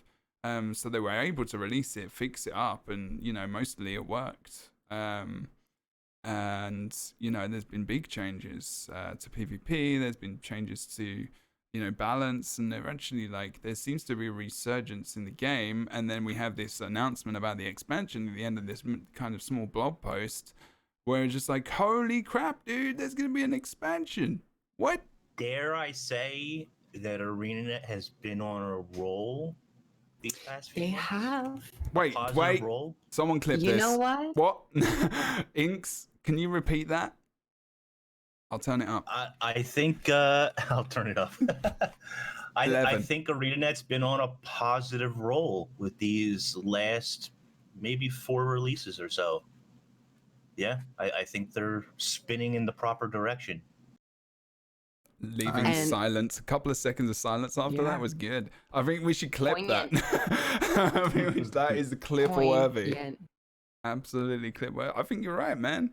I think you are. I don't know if KROOF and Age feel the same about this. Probably do. I guess maybe they can talk about it in a moment. But yeah, no, the biggest thing for me was actually giving people something to look forward to, and they've been doing that with their recent release blocks that they've been doing, and that was honestly one of the things that I would want from them right now. Past 2 years, honestly, but yeah, it's going a lot smoother right now. And if something gets delayed, just communicate about it. It's fine. I'm always okay with it. Waiting things when legendaries got suspended, I was okay with it. Things like that. At least you communicate that you want to fix hot. It's fine, perfect. Just go with it. I know. Yeah, I mean, we're gonna meme you. That's how life works. But we appreciate it. Thank you. Yes. We want the information. We want the communication. We're gonna meme you. I mean, it's just gonna happen. That's just the way the internet works these days, unfortunately. The communication has got better. You're right. Communication is good. Yes, and that's something they lacked. And I think with and there has been a lot of changes as well. I mean, we'll talk about that a bit more. We'll talk about the expansion stuff first, I think, and maybe stuff like that. But they have actually, and to just mention this as well, they recently brought in PvP trinkets and the World v World. Is it the amulet for World v World? Sorry, I can't remember which way around it is again. But the big kind of ball globy thing, which has kind of got battles going on inside it, which I'm not too sure. Look-wise, it's okay. It's not too bad. But the fact that you get legendary is the thing that I'm more kind of excited about. Are you guys how do you feel? You need it? I need it. Is it just because it's a legendary, or is it because that you like the look, or is it a bit of both? So My goal was to make every legendary weapon in the That's game, true. not necessarily every armor. But I do want those because that really helps me out with World vs. World. Because legendary swap is important in terms of stats and stuff like that. And especially if I want to get, there's infusions for karma or reward gain, things like that. So I can just easily swap those out every now and then instead of swapping different trinkets. So yeah. KROOF? I mean, I'm surprised because I actually found myself in World versus World, and I got like the drop for a part of the ring, and I was like, oh, I might actually go for this. And I don't often say you got that. sucked in. I know, You but got I'm sucked also in. trying to finish Aurora, and Okay. that is also just the currency farm is eating up all my time. Granted, I have to World versus World for part of Aurora as well, so I might get to it, especially with the talks about legendary armor and it's having its own like tab where your characters can access it. It's much more enticing. That's true. We could talk about that as well. There's so much there. There's actually so much, guys. It's gonna be a 3-hour podcast. Yeah, but the thing is this is good.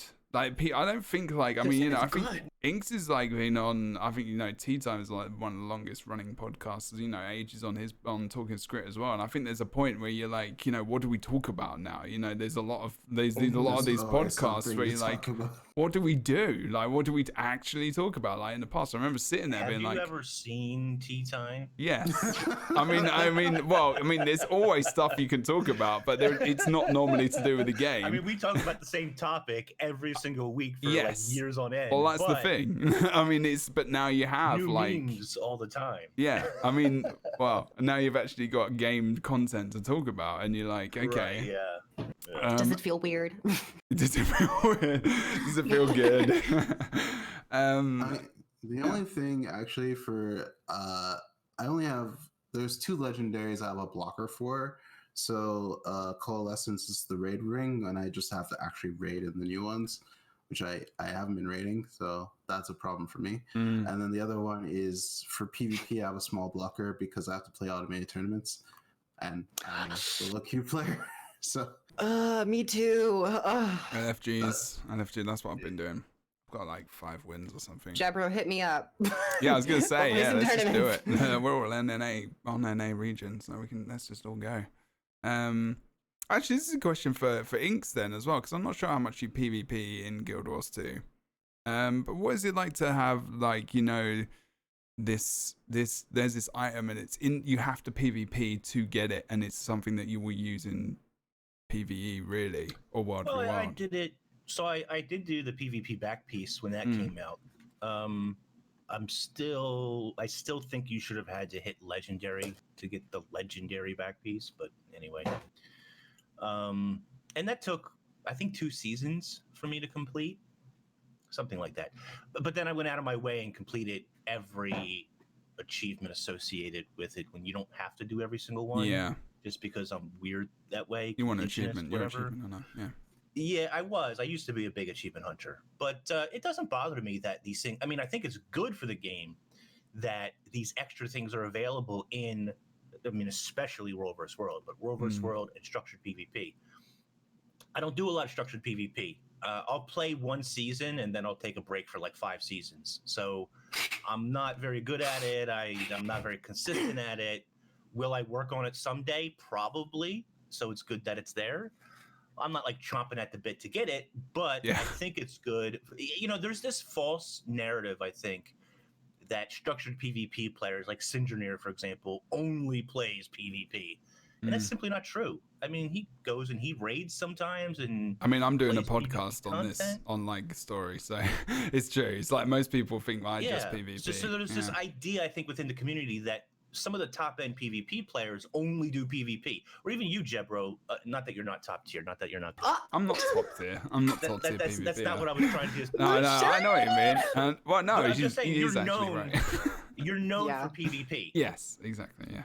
And so people just think like Jebro in PvP. They don't think like you do all this. You know, you don't do PvE and, Yeah. and like, when I pull my legendary armor out, people are Really? like, "What? How?" And it's the PvE When I hear version. Jebro, I think of baldness. Wow, that's just me. literally I just that's good to encapsulate be known baldness. for. I think Captain Picard, but anyway. Yeah, that's good. Don't get me started. If you want to have a Picard podcast, I'll go right now.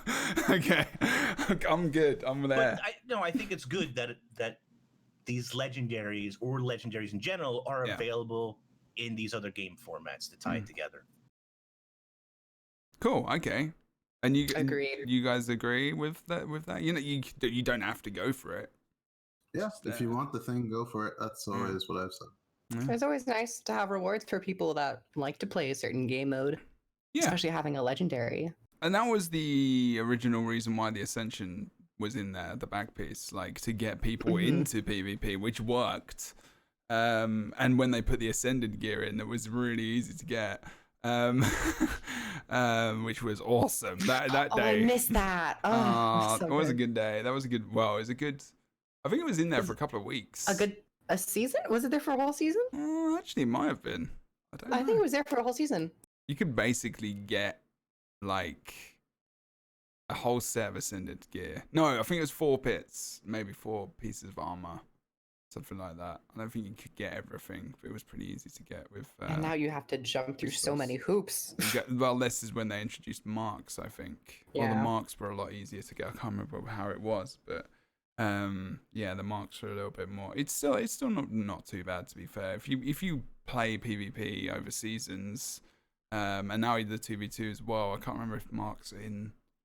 I can't remember if the marks are in the 2v2 season or not. Well, basically, if you don't know what we're talking about, in PvP you can get Ascended armor through like different marks, like, you know, medium marks or whatever materials you want to use to get whatever cloth armor or medium or heavy.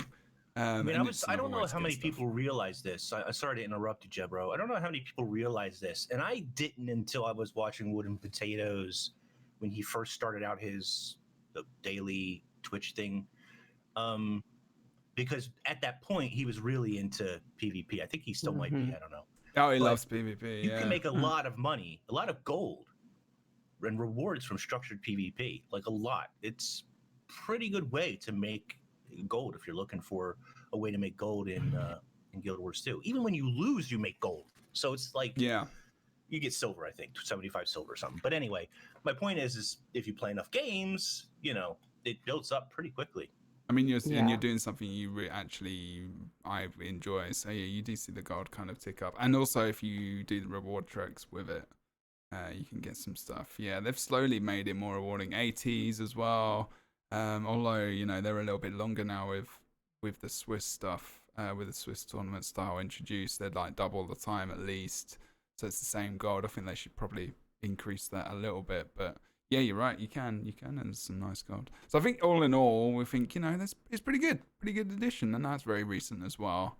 So generally, I think I'm not sure if there's anything. Was there anything else from the latest patch that we've missed? I don't think so. I mean, there was quite a lot of new skins added. Or is it the skins are skins? Skins are skins. You know, the runic armor. The runic armor. Oh. That's a buy. Oh, on the gem store? No, in game. Oh, in game. Oh, yeah, okay. When you said that's a buy, I thought it was like a gem store. That's a buy in terms of currencies. In terms of the goldness. Well, it was good, currency, yeah. In my opinion. True. Okay, there's that, and there was the dwarven stuff as well. Or is that the dwarven? Or is it the you don't care? The helmet's cool. I think it's super hard to get. Can you only get it from unlocking the drops? The weekly chest? I think it's drop. Yeah, that, and I think you can. Does it also drop in the? I'm not sure. You can buy the chest. I had to spend 50 gold on the store on the trading post to get the helmet. Oh, okay. I wanted the helmet. I was just like, I'm gonna get it. I want it. I just wanted it. I was like, that's nice. I like dwarfs. This is a thing. That could be used somewhere. So other than that, I think tiny bit of an expansion chat, and because I want to kind of have these little chats in the I'm really hesitant about talking about this this whole mic thing. Do it. Oh wait. The drum. Oh, I didn't know what you were gonna say. Oh yeah. But like, and just to not to harp on it for too long, but and this could have a little bit of an idea of why things have maybe changed recently. Is that I'm not sure who's the main man or person specifically. It doesn't have to be a man. At ArenaNet at the moment, I think we know, right?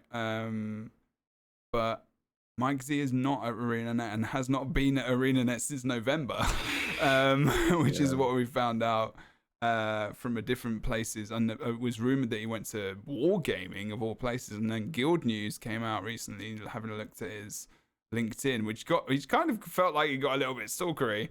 I was like, with all of these things, but this is what we do, looking at these kinds of things, is that Mike Z, who was the game director, took over from Mo, has also left, and this was back in November. But ever since, and they've obviously been working on the content that we're seeing now for ages, since he was there, obviously for a long time.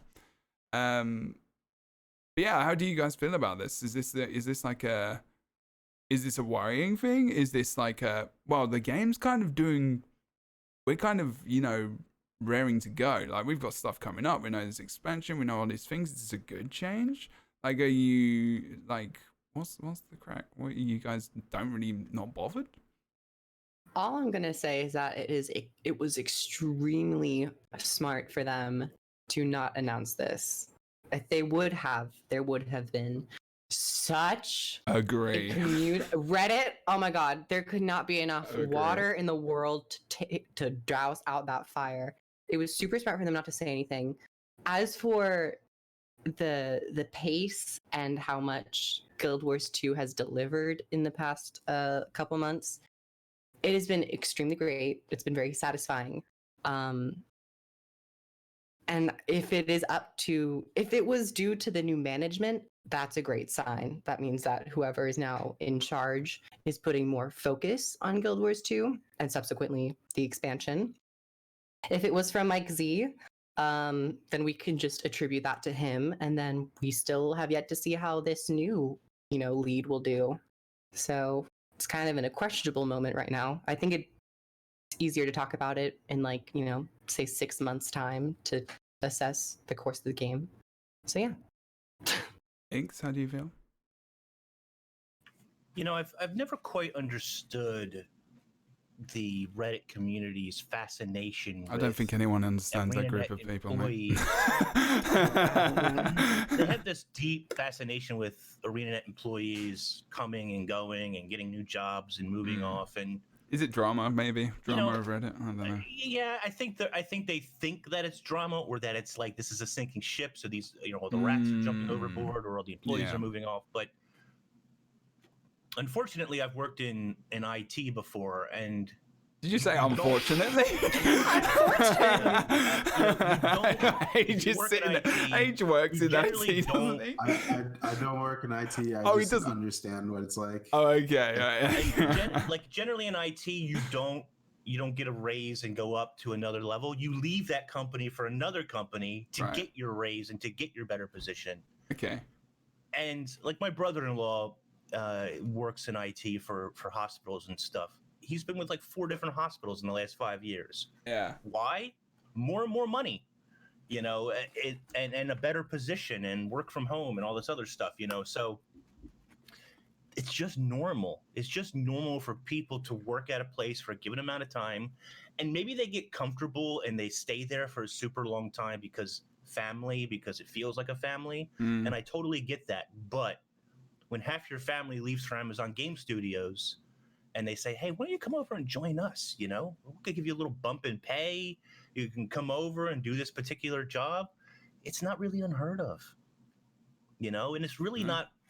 And on top of that, I'm not worried because the game has actually been improving as far as communication, releases, and just general content with what ArenaNet's been doing. So as sad as it is for the layoffs and Mike O'Brien leaving and Mike Z leaving and all these other people who have left and or moved on, it's really not the end of the world. The sky is not falling. It's fine. It's just normal business. If you work in that world, and I've never been in the game industry, but I can tell you that's exactly how IT works. You just don't stay at a company for 20 years anymore and collect your pension. You move on. You have to. There are situations where it is different, I think, and people have kind of jumped from a ship which has been kind of sinking. I mean, I can think of Anthem as an example, but I think you're right. I don't think it's that isn't the case here. I think he is just, he's been there for what I think Rita mentioned, like 13 years. You know, sure, and that's a long time. I get it. Yeah, right? Exactly. But through 2 games, I think, you know, and like you say, you know, if you can get pay rise, you know, obviously we don't know what that is, and that's none of our business. But you know, moving to Amazon Games, you know, it's a big company, more opportunities, new franchise. You know, loads of people are, you know, already knows because there is a lot of people from internet, like, you know, I mean, Crucible. Yeah, absolutely. I mean, we still talk to those guys, and you know, it's like almost just ArenaNet 2, so to a degree, with like loads of other people there. And like KROOF was saying, ArenaNet didn't announce it for obvious reasons. If they would have announced it in November when Mike shortly left, and there was just a lot of turnover at that time with people in general, so that's why they didn't announce it. And they've re-employed Reddit or the community to make a big deal out of nothing. Yeah. You know? And they've re-employed a lot of people recently as well. Yeah, Matthew Medina's back. Yeah, that's good. Guy, Matt. I saw that. I was like, yay. Mm-hmm. I liked his YouTube coverage of the Heart of Thorns episodes that he did. Chapters. It was I don't know. Yeah, I'm not too worried. Age, are you worried? Age's face is, I'm not sure about Age's face at the moment. It looked worried there, but I'm not sure if it was the same thing we're talking about. And it was like, no. What was it thinking? The whole thing about people leaving, coming, and all that stuff, or coming back. I kind of agree with things in that same regard as that people come and go. Maybe I personally think that maybe some people just like want a change of scenery, or some people just want to get back to the roots of weather and gaming. You know, there's a whole bunch of factors that may or may not affect a person's decision. But if a person stays like 10 plus years at a game company, definitely it's because they really like the culture of that company. The atmosphere, the job security, people get, humans in general. I'm sure Jebro will have a lot more to say on this than I do, but humans in general get comfortable in a situation, and they just stay in that situation because it's comfortable. Yeah, not that they couldn't go somewhere else and make more money or be more successful. They're happy and comfortable with where they are, and so they stay there. They just sit and do whatever. That's right. Makes sense. Okay. Well, I think we can move on from this conversation. It was just a thing that I thought would be quite nice to talk about and to mention, and you know, good luck to him as well. I think it was. I wish Mike. Yeah, good luck. He was a nice Thank guy. you for your service Yeah. and your time. I didn't get to talk to him much, unfortunately. I met him once or twice, I think, in person. I never said a word to him. It was a good dude. Yeah, it was a good dude as well. So there we go. But yeah, so we ain't got a massive amount of time left, probably like 20 minutes or so, depending on how long you guys want to stick around for. But I'm free. New Expac is like, oh god, here we go, expansion stuff. I don't care what time it is. But we're going to talk about some expansion stuff. And chat, you can join in as well if you would like to. But there's an expansion coming. I'm thinking late next year, or I am at least. I think that's the general consensus for most people. Question one. Is there going to be a new race? What is it going to be? Or what do you want it to be? It doesn't have to be logical thinking here. Jebro, why do you do this to us? One thing. And you can't all say the same. If you all say Tengu, I'm just going to fire you. Tengu. He said Tengu. One person can say Tengu. So you can say dwarves. That's fine. Well, Tengu originate from Cantha, which is the highest probability of what this expansion is going to be. So. Yeah. Okay, so we got a screenshot of something in the blog post which insinuated that we're going to Camphor. So if you don't know what Camphor is, what's Camphor? Someone can explain Camphor in like the easiest method. Where is it from? Why are people like hyped to go back to this place? Think of it as a fantasized China, I guess. In these times, in these dark times. Oh, I agree. It's like, we found the China. Yeah, sorry. But you know, I know what you mean. And this was in Guild Wars 1, correct? And like, you know, this is a place that people are excited to go to again to revisit in a Guild Wars 2 sense of things. Yeah. So yeah, I think it's gonna be very interesting just because we've been separated from that continent for so long. Okay. And there's been a bunch of things that happened. I think there was a civil war or something that happened, and I think something with the Jade Sea. I forgot exactly, but those are the two things that I remember. But yeah, INKS is laughing a bit. INKS, do you want to add anything? I mean, I didn't play the Cantha expansion, so I don't have that nostalgia for it. Everything I know is just from watching Wooden Potatoes. So, however accurate that is, I'm sure it's pretty accurate. But there was the Jade Sea, which should be melted. Shouldn't be jade anymore, right? Okay. Maybe that was it. Yeah. There was a whole storyline about the plague, and a lot of the maps in Cantha were like city blocks, sort of like you went from like it was like a giant city for most of it, not the entire of the map of Cantha, but a good portion of it was like a city map that you played in. It'll be interesting to see what ArenaNet does with now Cantha as opposed to past Cantha. I reimagined. Yeah, and people are talking about the affliction. The affliction that was caused by Shiro should be gone. Shiro, which is a Revenant legend, by the way, he was the big bad guy of Cantha. Okay, so then this is where we're going essentially. But with expansions, there's new elite specializations, and I hope. You hope? But they told us that this wasn't going to be... So they told us during the saga, I need to find the quote somewhere. I can't remember what they said, or they insinuated that with... And this is like PAX West, and, you know, Age was there. Age, were you there? Actually, I'm not sure if you were there. I was there. You were there. You went. Well, you were at PAX West, but there was some. I know there were a couple of people who couldn't go to the show. I wasn't sure if that was. No, I was there. Yeah, I was there. I met you there. Oh, I wanted to go so bad. Well, you just have to go next time. It was pretty good.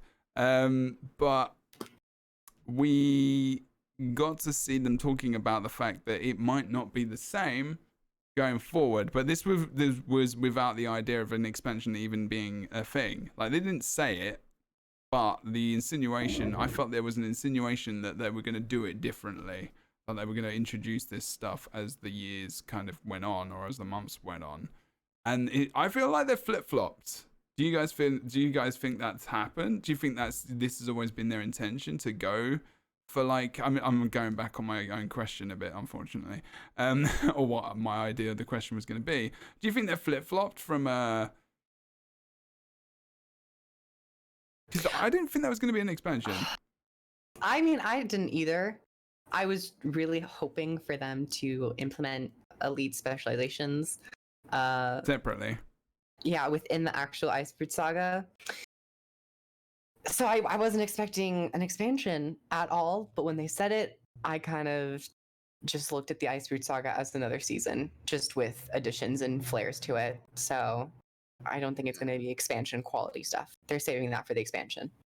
I think like maybe NC Soft might have had something to say with that too. I don't know. Maybe. Sales. Expansion brings players back. Yeah. Icebrood Saga, as good as it might be, doesn't. And that, I mean, it's just the way it is. There's no clip there. Bring players back. There was another clip there. That was like it was a big moment. Yeah, I mean, expansions bring players back. It's really just that simple. If they market it right. Path of Fire wasn't marketed very well. No. I love you. It wasn't marketed very well. Heart of Thorns was marketed much better. But too long. Oh, Heart of Thorns was beautiful. Heart of Thorns was my favorite era for marketing. I loved it. Yeah, For Their Guild Wars live 2. they had streams. videos Yes. that came out, and Bogart did his own little pew pew, whatever Yeah. noise things, whatever follies. Yeah, Foley's, yeah. We had like elite specialization reveals. Those For were a content great. creator, it was a great time. And all the There was a creators lot to were talk on the about, server, unpack. like fighting each other, and we all got to like go and do that and stream it, and like we had rotations. That was cool. Yeah, it was Did y'all very have good. fun? Yeah, well, yeah, sorry. It was a big Wow. at the time. Like, I mean, there was the big. They invited people to the studio in NA, but also in. I'm sorry, I know. I've never been invited. In EU as well, they opened Brighton. They rented out Brighton, and I think there was me. There was the Guild News crew. There was Wood and Potatoes was there. And there was tons of people from EU communities as well. It was mainly PvE people, and then I was there. But well, actually no, there was a Spotty and those guys from Guild News as well. And it was massive. Like, it was really awesome. We got to play our Fawns. There was like, you know, the big PAX booth. You were at the PAX East booth though, Inks, I'm pretty sure. Yeah, I did get to do the PAX East stuff. That was really one of the great. best things. Yeah.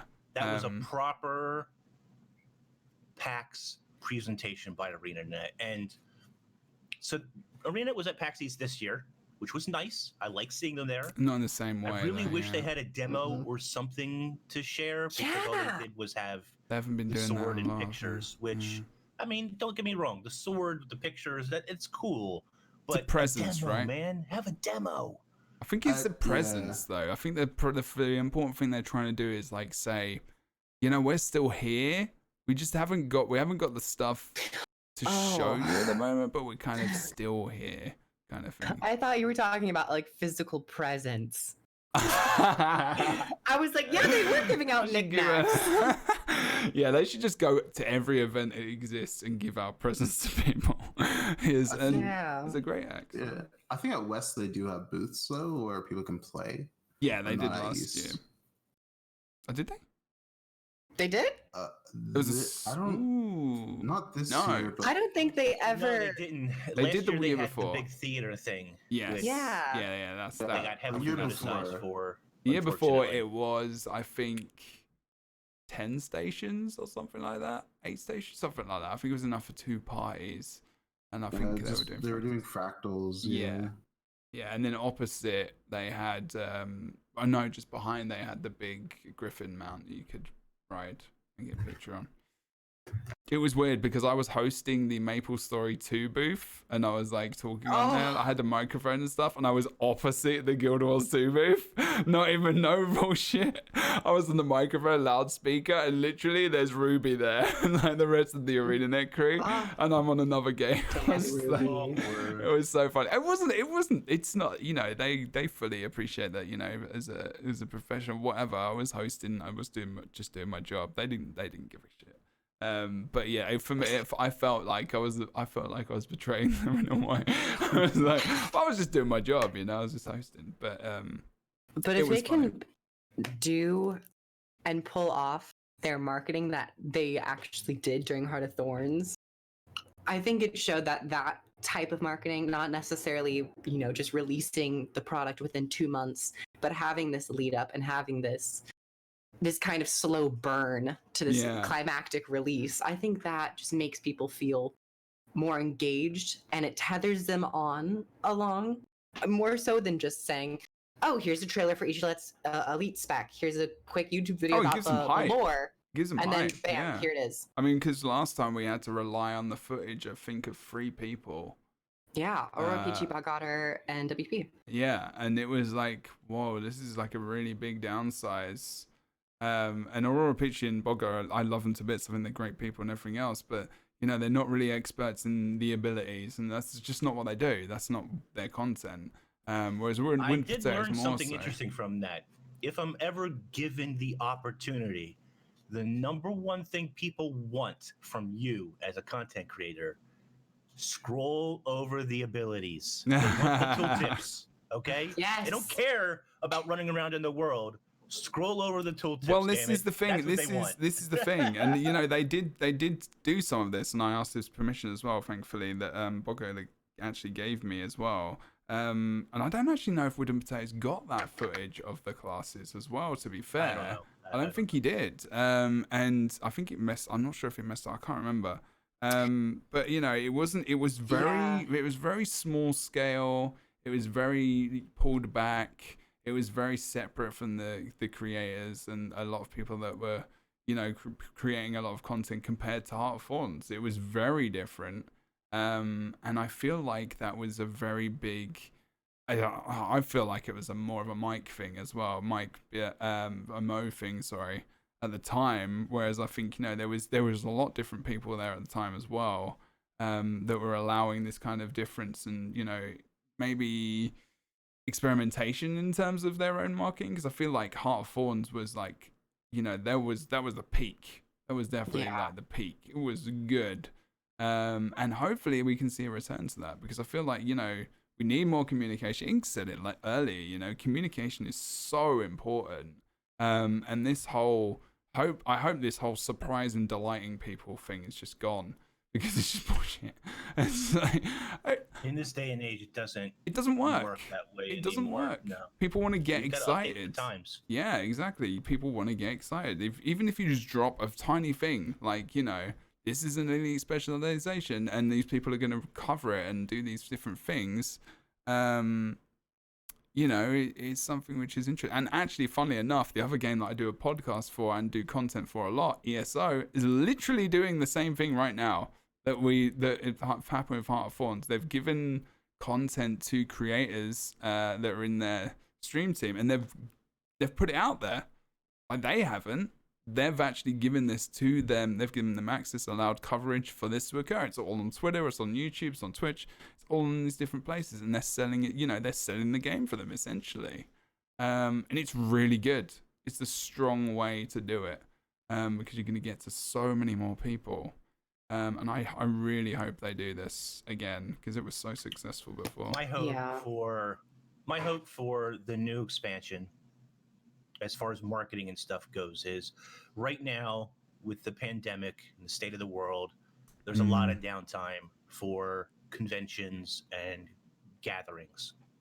Hopefully by next year, a lot of this will have passed and we can get back to things like PAX and Gamescom and conventions like that. And my hope is that ArenaNet will have something planned for all of those conventions to show off whatever the new expansion is going to be.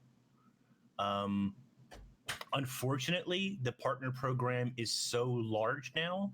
Yeah. I don't think they can invite people out like they used to, which is unfortunate for me because I never got invited. I'm a little salty. Sorry, I can't help Right there with you. You will, though. But I do think, like Jebro was saying, they can do what ESO is doing and say, here is a packet of information with maybe some video clips, and you can present this however you want on your stream, on YouTube, whatever. And in that way, I think the coverage can be really good. I think so.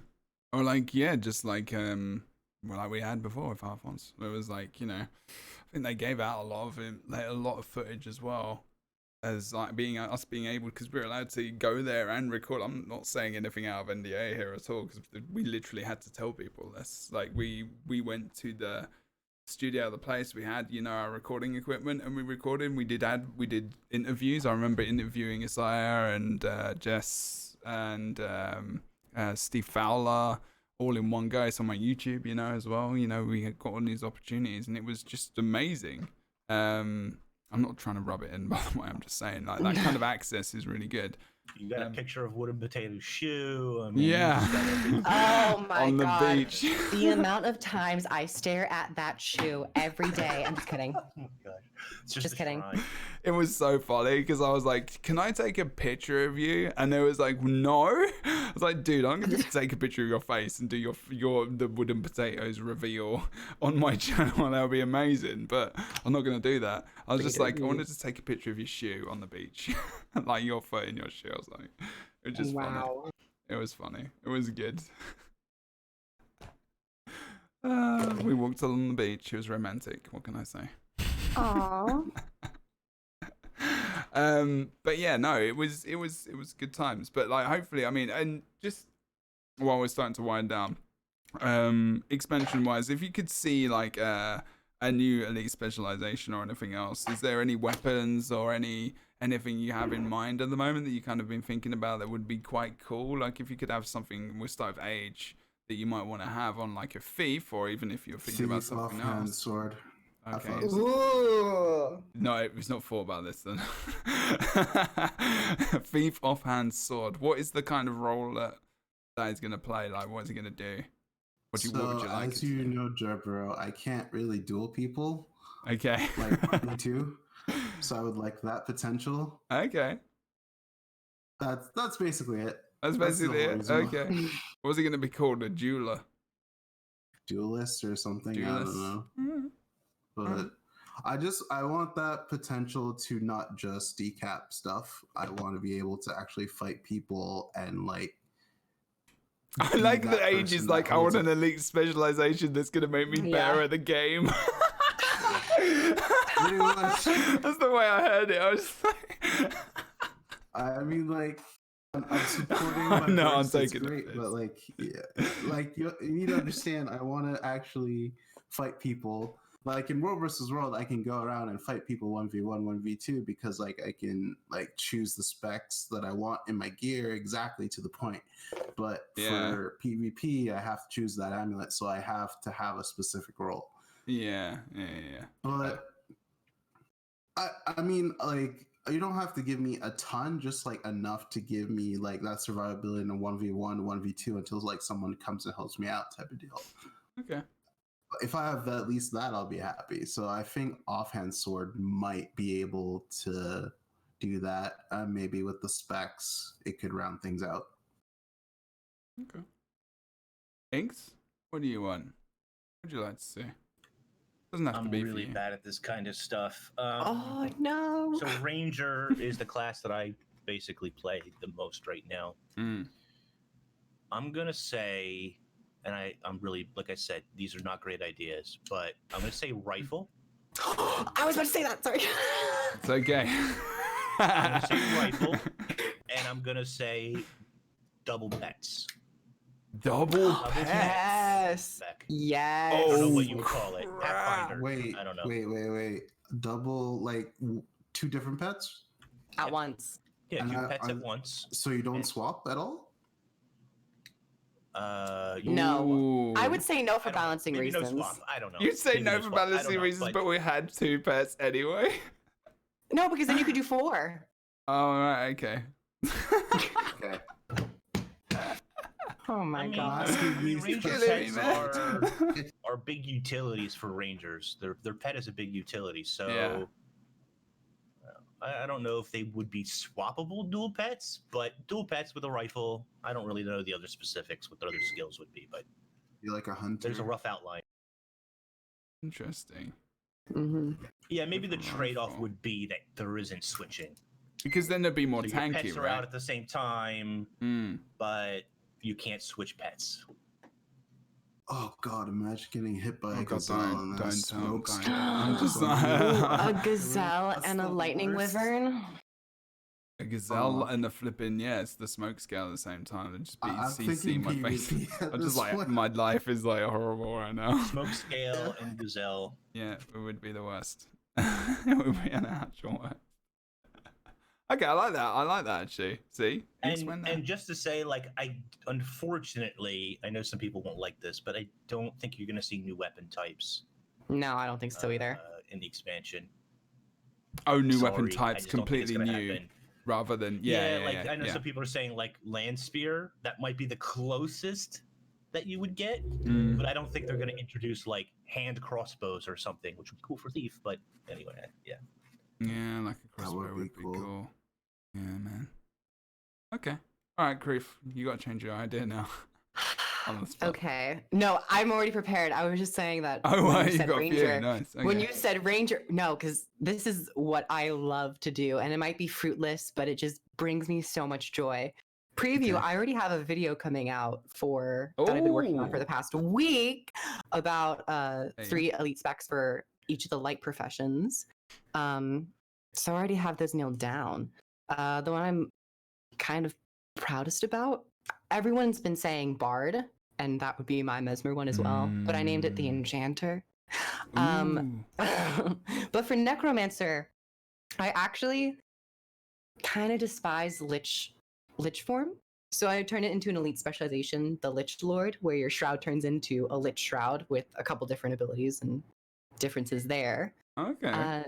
And then I choose Hammer and have physical utility skills with more taunt instead of fear. So that would Wow. So you become Doom. basically. yeah. I was focusing more on the one raid wing with what's her name? She has the hammer. Yeah, I know what you're talking about. You know, chat knows who I'm talking about. What's Okay. her name? I forgot. Anyway, that one. Jane. So I was focusing on that. Desmina. I was okay. inspired by Desmina. Okay. So yeah. You, Jebro? Oh, me. Oh, wow. Someone's gonna ask me. I don't know. I don't actually know. I want the rocket launcher. That's what I want. I want that one that we were talking about earlier. I want the bazooka. That's what I want. The bazooka. That was so cool. I was like, yeah, this is good. This is good. I'm pretty sure that's what I want. I actually have no idea. In terms of weapon, maybe for engineer, I would like to. I want them to do something different. I want them to just add a weapon that is actually just not with a specialization. I want them to add a weapon which is different. Like I want them to do it differently. I actually want them to add an elite specialization, but don't have a weapon that you have to use. Because at the moment with engineer, as an example, on core engineer, as the only thing that I can use with a shield is a pistol. If I'm core engie, I can't use the sword.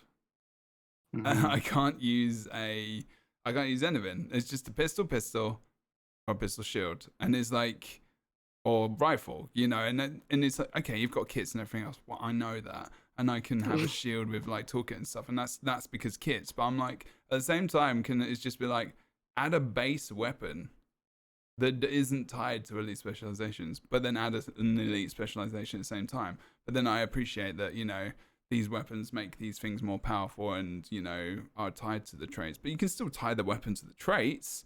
You can just use that weapon in other ways as well. I don't know. It would just be quite cool, I think. Okay, so like a base. Like a base weapon, like just adding the base weapon to them. So like this does this, that, and the other. I've got a mace. I want a mace actually for engineer, and that would be cool, because I can have a mace shield.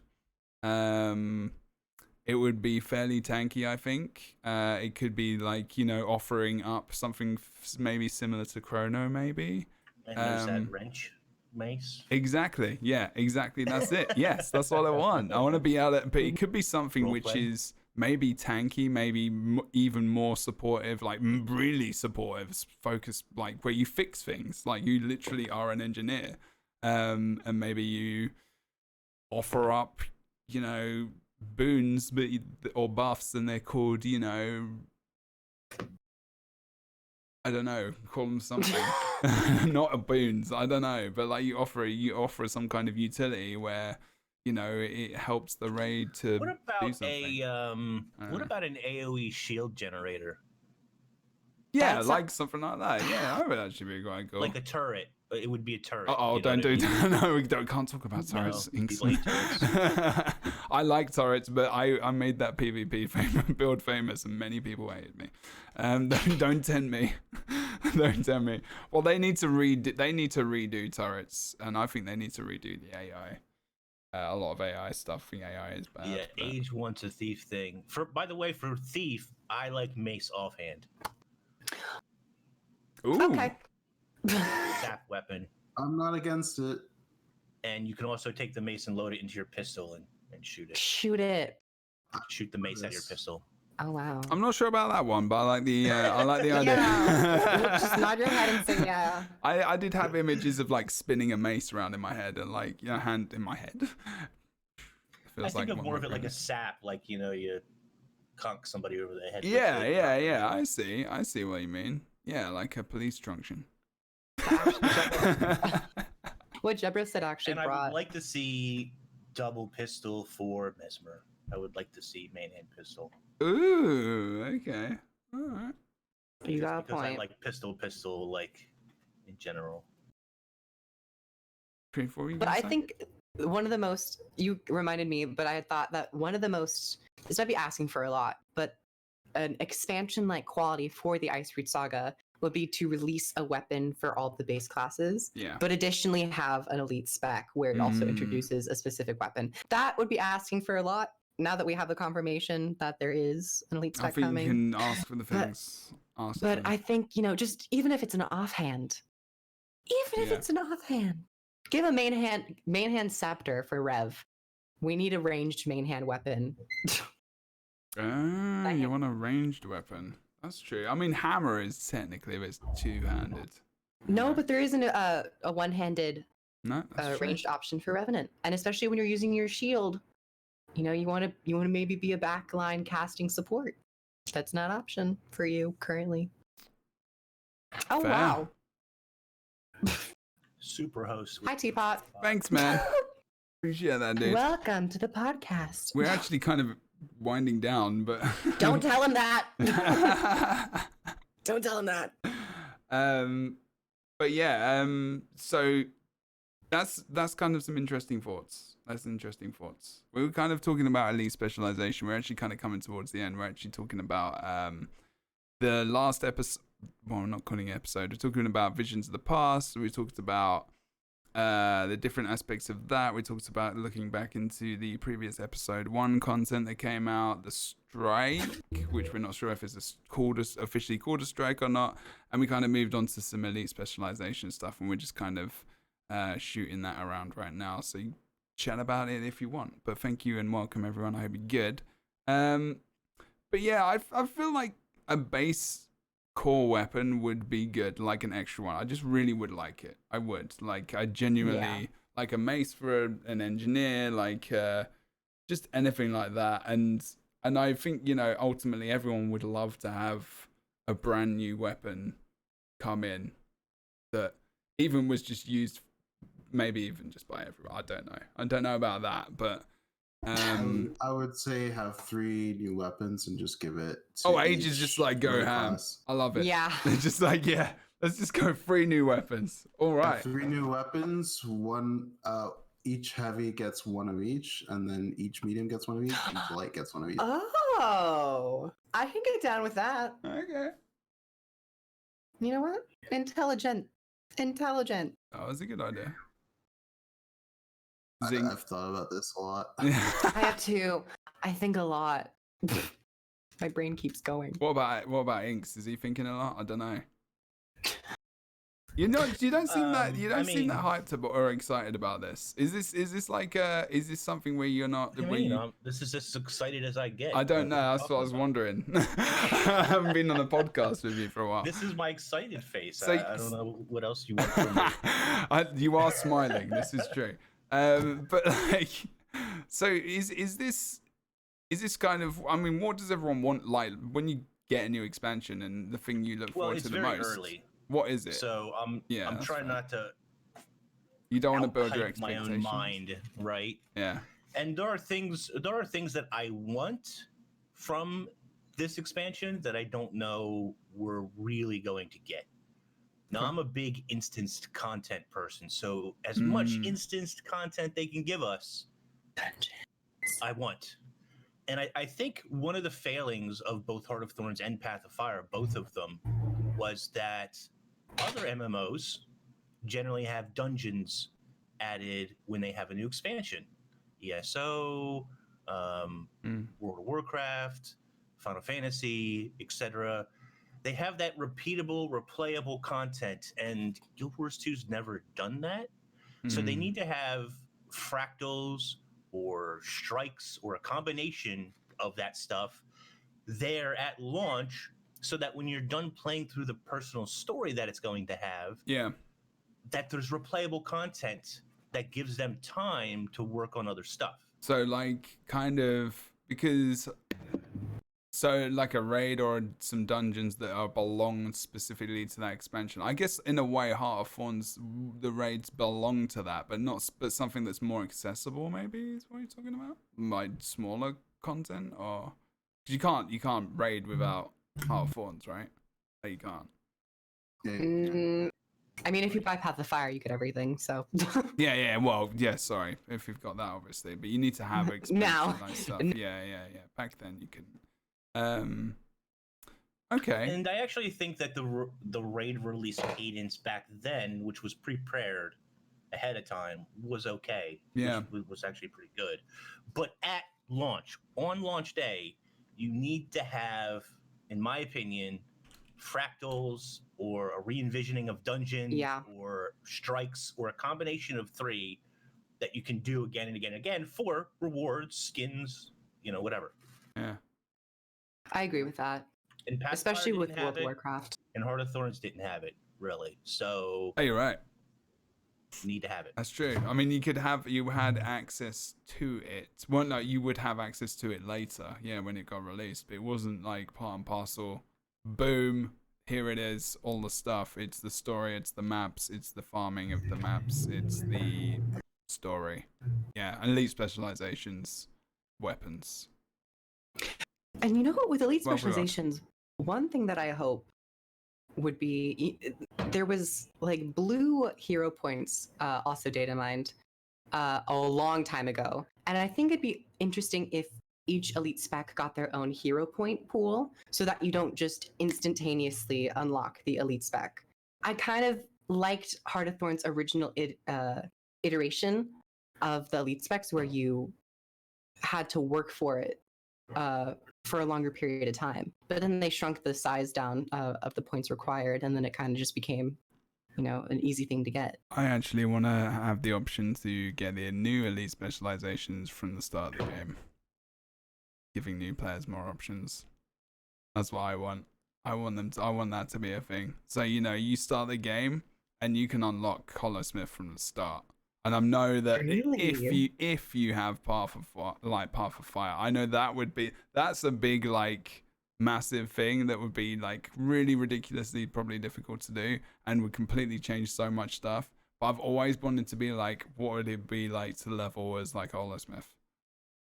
Completely different. It would probably break the game because it would be too strong. I don't know, but that's something I've wanted to do for a long time, just to be level 2. I focused as a Hollow-Smith. I got that sword at the beginning, I've got that Photon Forge. I don't know. It'd just be fun. I don't quite remember. This is my own personal thing, Tech. Okay, I'm talking. This is our own personal things. That's personal for me. These are my opinions, and I stand by them. I'm allowed to bloody well do what I want. That's all I'm gonna say. I wanted to do it. I don't quite remember, but for Path of Fire, weren't you able to unlock it right away? Yes. World or something. Yeah, I didn't do that, but couldn't you just power through it super quick? I think so. Well, with Path of Fire, when it launched, I immediately opened my hero tab and I had enough points, and then I just, without even stepping foot into the desert or anything like that, or doing anything, I just unlocked it. I was like, oh, okay. I would need to put more thought into it. I don't know whether I like that or not. I did so I played mainly Thief and I walked around Path of Fire and I did World vs. World. So for other characters I play less, I would unlock with World vs. World currency. Yeah. That's what I would do too. Personally, and I know that World vs. World players would really hate this probably, but I would personally like to have a little story about my elite spec. I'm not against that. I'm not either. For example, in Path of Fire, you can meet that Hollow-Smith guy in the first area. Yeah. And he has a little bit of lore if you sit and listen to him talk or something. Mm-hmm. And I think all the elite specs had an NPC. That was very cool. That was actually pretty good. It doesn't have to be a long thing, or it doesn't have to be super involved, but something explaining the class maybe via story. Mm-hmm. Fun. It doesn't have to be and that would unlock the class, and then you can get your points or whatever. I think that would be interesting. Or if they don't do something like that, you know how you have your like specific weapon collection? I think it'd be nice if you could gather all of the stuff and then you'd have to go and find that NPC to kind of hand them in and get some more story based on the different items that you hand in. And then ultimately, they're the ones that give you the weapon. Just to have some more interaction with the actual, Yeah. elite specialization NPCs. Yeah, that makes some sense. I kind of like that idea. Yeah, you kind of felt very separate, I guess, to a degree. But I guess as well, it means that people can just kind of go for it, I suppose. But yeah, I don't know. When after a while of Heart of Thorns, I was just like, I've kind of done this again and again and again with different classes, and I'm like, it was kind of found long-winded. I guess finding even though it was like the first time, it's pretty cool because you're exploring these maps for the first time. But then after you've done like 3 or 4 characters, for me it was like, whoo, okay, I'm here again, and I still don't know how to walk around this map. I don't know. Rest in peace, Tangled Depths. Yeah, exactly. 2 months. I have legendaries to make. I have to. So. Oh crap! Ages going. Ages on. Poor age. I think we're pretty much done. I didn't want to go for too much longer. Is there anything else you guys kind of want? I mean, because I'm asking people to come on the podcast every week, like from now on, like if there's anything specific they would like to have in the expansion, that anything else that might be new or might be more of the same, or is there anything you guys wanted to have, would like to have in the expansion? Doesn't matter if it seems completely crazy and undoable, maybe, but undoable or not doable. I would like them to rework the mastery system because I think it's garbage. Oh, I second that opinion. oh, I don't think the mastery system is very good. And I don't think it's what they envisioned originally. No. Either. straight in there. He was on the mind. They're like, why is it not very good? What's going on? Well, so in Path of Fire, it's just upgrades to your mount, which, hey, I like mounts, that's cool, but it's not, it just doesn't feel, I don't know, it doesn't Necessary. It feels empty and hollow. Okay. A lot of the times. And in Heart of Thorns, it was even worse because half of the masteries you get are totally useless just in general, but even more useless outside Heart of Thorns. Yeah. Which I guess is kind of okay. Like mushrooms, because they put them in the new maps, are kind of useful, and gliding is pretty useful. But like talking to the NPCs in Tangled Depths is useless anywhere except Tangled Depths. And to be honest, talking to those NPCs wasn't that useful to begin with. And like there's another one in Heart of Thorns that makes you immune to some kind of poison field that is only literally in one place and you never use it again. Like the masteries are just so simple. And the simple is not the right word. They're pigeonholed into They're just one functionality. Yeah. It's not very good. They're not. Yeah, I don't know. I don't like them. You didn't enjoy them. Fair. I mean, you know, there is that. I mean, I think that goes. I feel like I haven't leveled up all of them. I haven't wanted to go and get all the mastery points. I want to now for completion's sake, but I haven't been like, you know, I really want to get this because it does something awesome. I don't know whether or not that's necessarily needed as well, because I don't think you should level up things just because they're useful all the time and these are new things that should be great and wow and blah, and because not everything can be like that. But I don't know. I feel like there is something. I do not want to go past 80. In terms of levels? Yeah. Agreed. Yeah. I'm going to say something super, super, super positive that people will never agree with. I think that they should add a new level of item. I think there should be something above Ascended. Oh god! And you know what? You need to do something to upgrade your legendary. People really hate that. I had that. No. I had that idea too. No. I'm not gonna lie. I thought about that too, and I'm kind of with you, INKS. I'm kind of with you. Really? Not a little bit. They could call it, instead of Ascended gear, you could have another tier called No, that's already a stat type. I was gonna say Celestial. Never mind. But like something along those lines. Mythic. No. Wow, very creative. I love your creative. Oh, Mythic items as well. But I've thought of it. However, power creep is also an additional issue. So would it just be like Mystic. bump everything down a little bit and then, have that other gear type? I think it's an interesting idea. Are they going to do it? Absolutely not. But No, you know they what? never will. No, it's not. It's just like they're not going No. to go above level 80. They're not going to do another gear stat. But this is the change, place like where a you can gear say, upgrade. like, I would like to see But- maybe. So that's fine. It would kind of make me happy because I feel like rewards in Guild Wars 2 are pretty lackluster. Yeah. Without a cap increase, I don't ever feel more powerful. I'm as powerful as I'm ever gonna be, and I'm sure some people are very happy with that. And you could just say, if that's what you're looking for, then go play a game that gives you that, and that's fair. But I don't know. I would like a small upgrade. I feel like or set a new expansion. bonuses and stuff like that would be cool. I know there is, and I what I do now is, because I do podcasts for ESO and Guild Wars 2, I kind of make comparisons between the two a lot, because there are different things in both games where I'm like, damn, this is really good. I would love to have this in here. Like I believe through and through the Guild Wars 2 has easily got the best PvP system.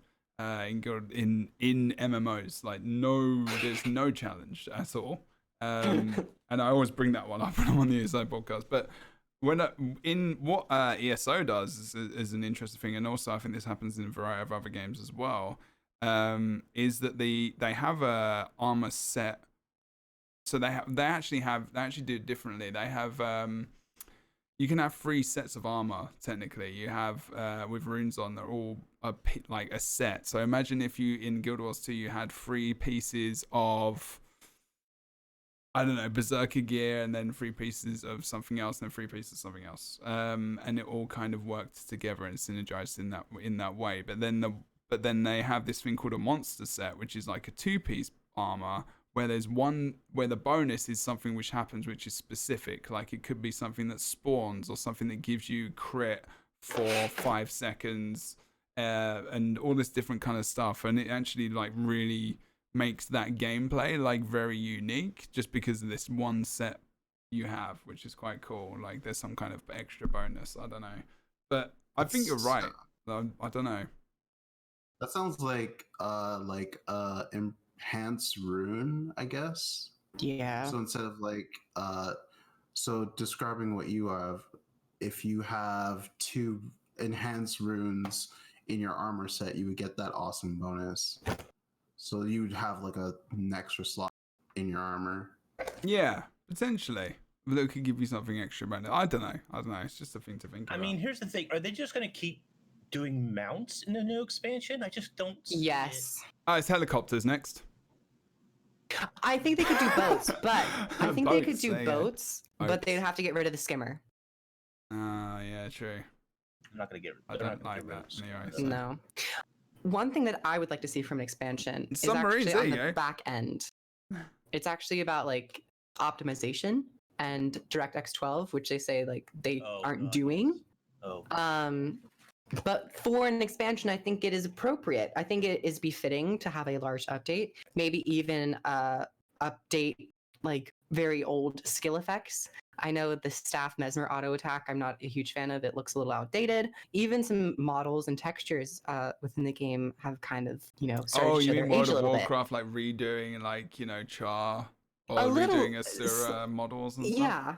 Is not it not necessarily the models entirely, Right. but certain aspects, like certain like hairstyles look so flat now. Especially, let's not even get into hairstyles. What to do with expansions? I just opened Pandora's box with that one, but something along those So lines. INKS has got a lot to talk about on that one. Yeah, upgrades to the engine where you can improve optimization and just update things where you can and where you can re-implement them, just so it feels up to date. I feel like they're past that, unfortunately. I know That's it what they would be said about World of awesome. Warcraft, but I think ArenaNet isn't Blizzard though, so yeah. I wish I was more knowledgeable on this subject. I think they can do a DirectX 12 update because we have a plugin or something that does that if you want to use it, right? And it does. ArenaNet has said for years it's not going to give you much of a performance boost, but it actually does. It actually does a pretty good job. So maybe you should do that for the expansion. To go a bit further, Is that another clip moment? I think that was, wasn't it? I only got like 3 of these clips with inks with these snippets to go a of bit further information. than that, I really want the game to use multiple cores and threads, because right now it mostly only uses one core. That's a big one. Mostly only uses one thread. That's a big one. And that's where a lot of the problems and bottlenecks and issues come into play. Yeah. I don't know how difficult that is, and I think you might have to have a completely new engine, which isn't going to happen. If you have to have a completely new engine, then I can just keep dreaming one day, right? This is something, and again, I'm going to go for comparisons. I don't like doing this, but ESO is doing this now.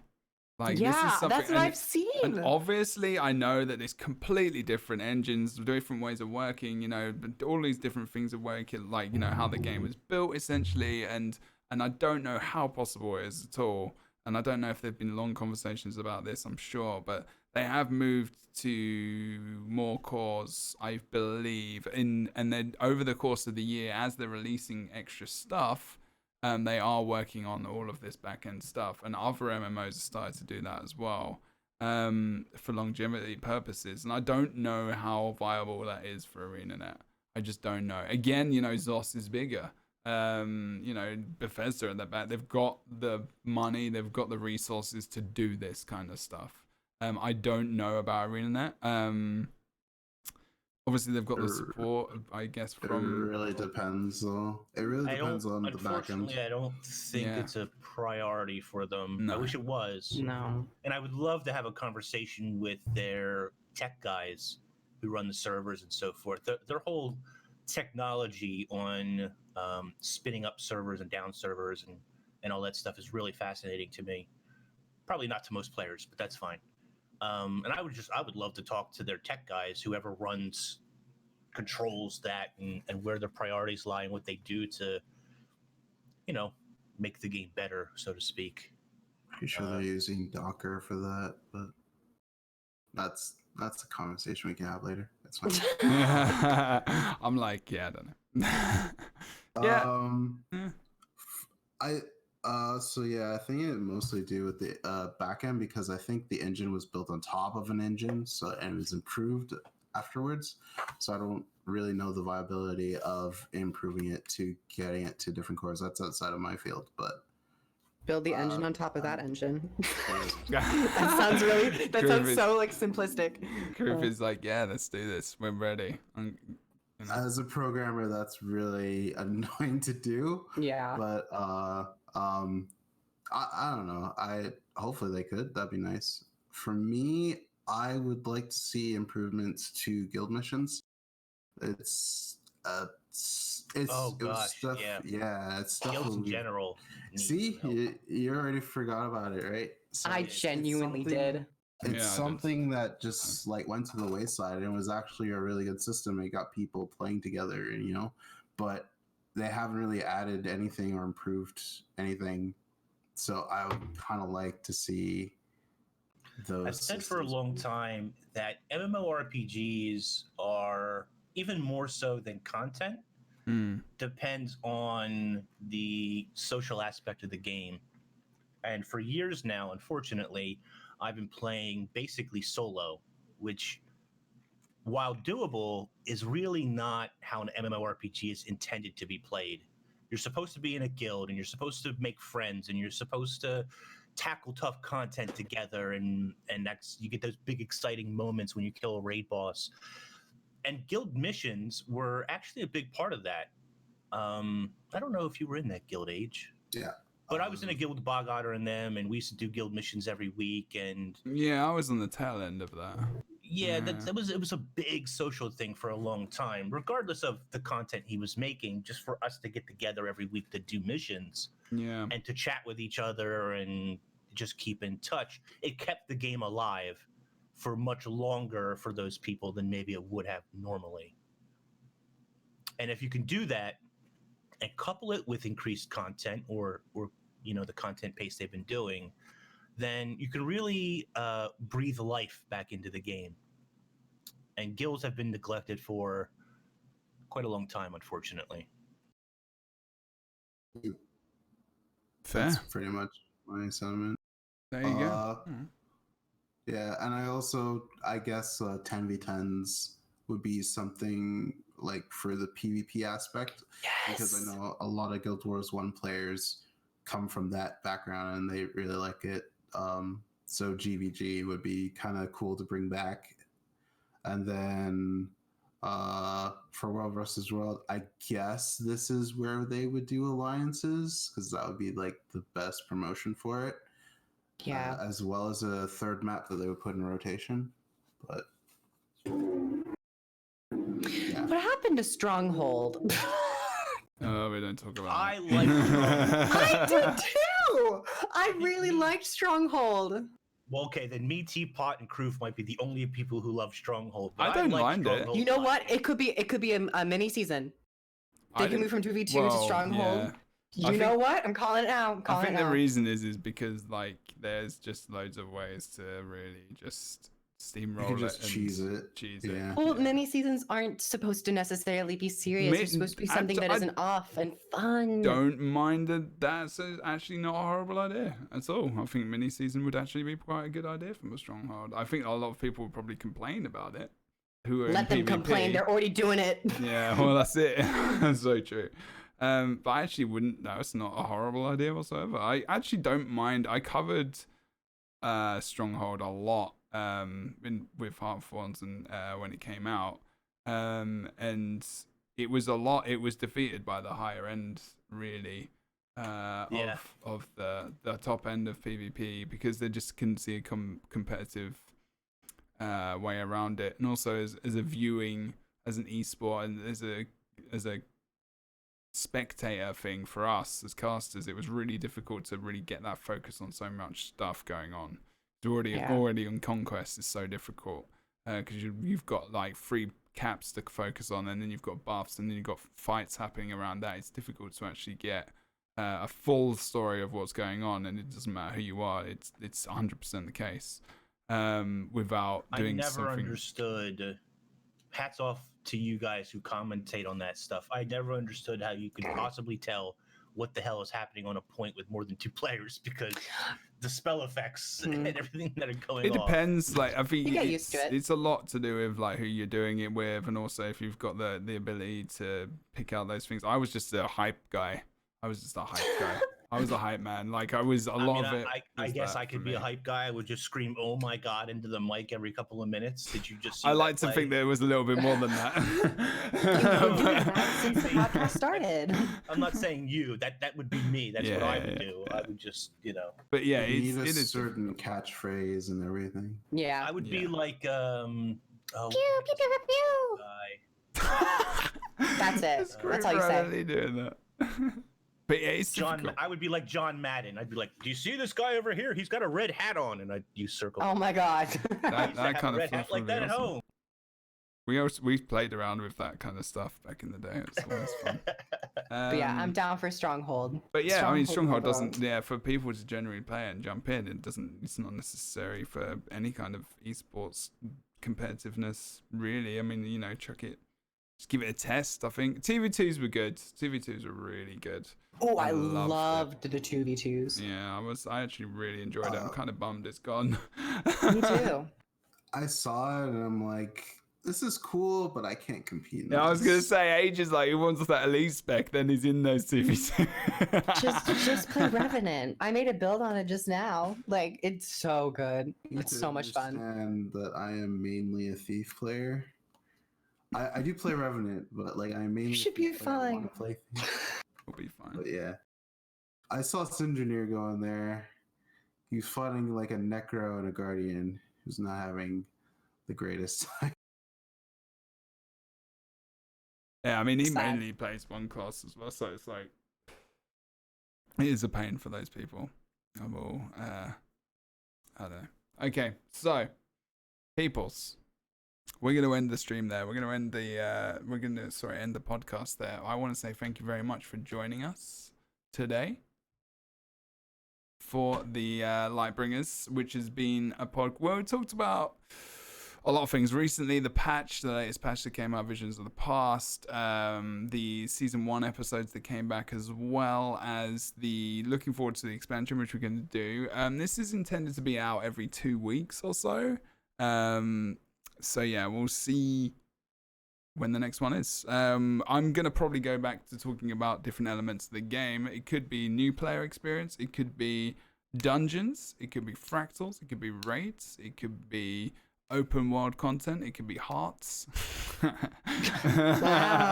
That's very specific. It could be anything. So if you have enjoyed this, and I'm talking for people that are listening to this live on Spotify, iTunes, or on YouTube or Twitch later on as well, check this podcast out, follow it. You can follow it on anchor.com/the LightBringers.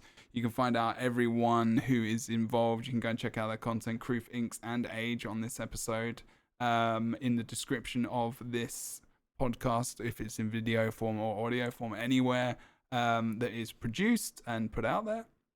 Otherwise, I'm just going to ask these guys where they do their stuff, what time they do it, if it's live. KROOF, where are you? Where can we find you? Are you on Twitter and YouTube? And Oh, I thought you were talking about geographically. no. That would be weird. Would it? I am primarily on Probably. YouTube. I do have a Twitter at KROOF Gaming, I believe. You could probably just find me at KROOF. But a lot of YouTube stuff. Dabble in some Twitch every now and then, but mainly YouTube videos on PvP, elite speculation of my own, and talking about updates. Elite specialization speculation. Yes. That's right. Okay, cool. Awesome. And thank you again, KROOF, for coming on. Appreciate it very much. Go and follow all that stuff. Age. You could find me on Twitch, Twitter, and YouTube at Age Night Road. Pretty easy. I play mainly Thief, so I'm usually in World vs. World. If you want to watch a good Thief, watch Valen. If you want to watch the dialogue. Wow, sell yourself. Go on. It's okay. Age is a good dude, and he's a good player. Go and look at his stuff. Yeah, I'm at least a top 100. You're as bad as me at this fucking stuff. Just don't sell yourself at all. Like, you should watch someone else though. Yeah, no, come hang out. Good times. I do tips and tricks sometimes if they pop up, and yeah. There you go. It's a good man. Go and check out his stuff. INKS, where do we find you? Where do you do it? What times roughly? Do you YouTube? Do you have a Joko thing? Well, me. Anyway, I do, yeah. Does yours rattle? I got the Joko Rattle edition. What's inside the Joko? Oh my god, really? I don't know, but I want to do a video where I cut his head open and find out. No, don't do that. No, look, there's a seam. You could probably, I don't know, I could try to get an X-Acto knife in there and cut his head open. And INKS is trying to sell himself right now by showing us the backside of Joko. What if it's like 3 rolls of paper that spell out the next expansion title? Spin a Unlikely, secret but all along. there is now an. I might be on drugs. I'm just kidding. Yeah, so you can find me on Twitter at mo_inks. On Twitch and YouTube, it's at MMOinks. The Twitter thing is weird. Don't ask. It's a long, stupid, boring story. Everyone has a similar story in And this. mo_inks, because I know a lot of people don't realize that my Twitter has changed, and so they're following a dead Twitter account. But anyway. Good to change over. We'll stick that on there as well. Okay. I'm going to sell myself very, very quickly. I do a lot of MMORPG streaming on Twitch. I am a full-time streamer as well on Twitch, as well as going to school. And also, I have done a lot more Guild Wars 2 stuff for obviously resurgence of that, PvP and stuff as well. So there's lots of videos on YouTube for Guild Wars 2 specifically. Not much else, but on Twitch, it's streaming Guild Wars 2, Elder Scrolls Online, Skyrim, Control, loads of different games. So if you want to come and check out my channel, which is where this podcast is produced every 2 weeks as well, it's twitch.tv/JebroUnity, and it's Jebro Unity on Twitch, Jebro Unity on YouTube. And it's anchor.com.fm/the LightBringers for this podcast as well. And I stream every day, pretty much. I do have a day off when I go to school every so often. But other than that, I want to thank you guys again for watching as well live. I want to thank you guys for coming on and being part of the podcast. Appreciate that very much. Thanks for having us. Yeah, no worries. That's all. Other than that, thank you for watching. And we'll see you next time on the LightBringers. This has been episode 3. Thank you very much for watching. Take care. Bye, guys. We'll see you next Bye. time.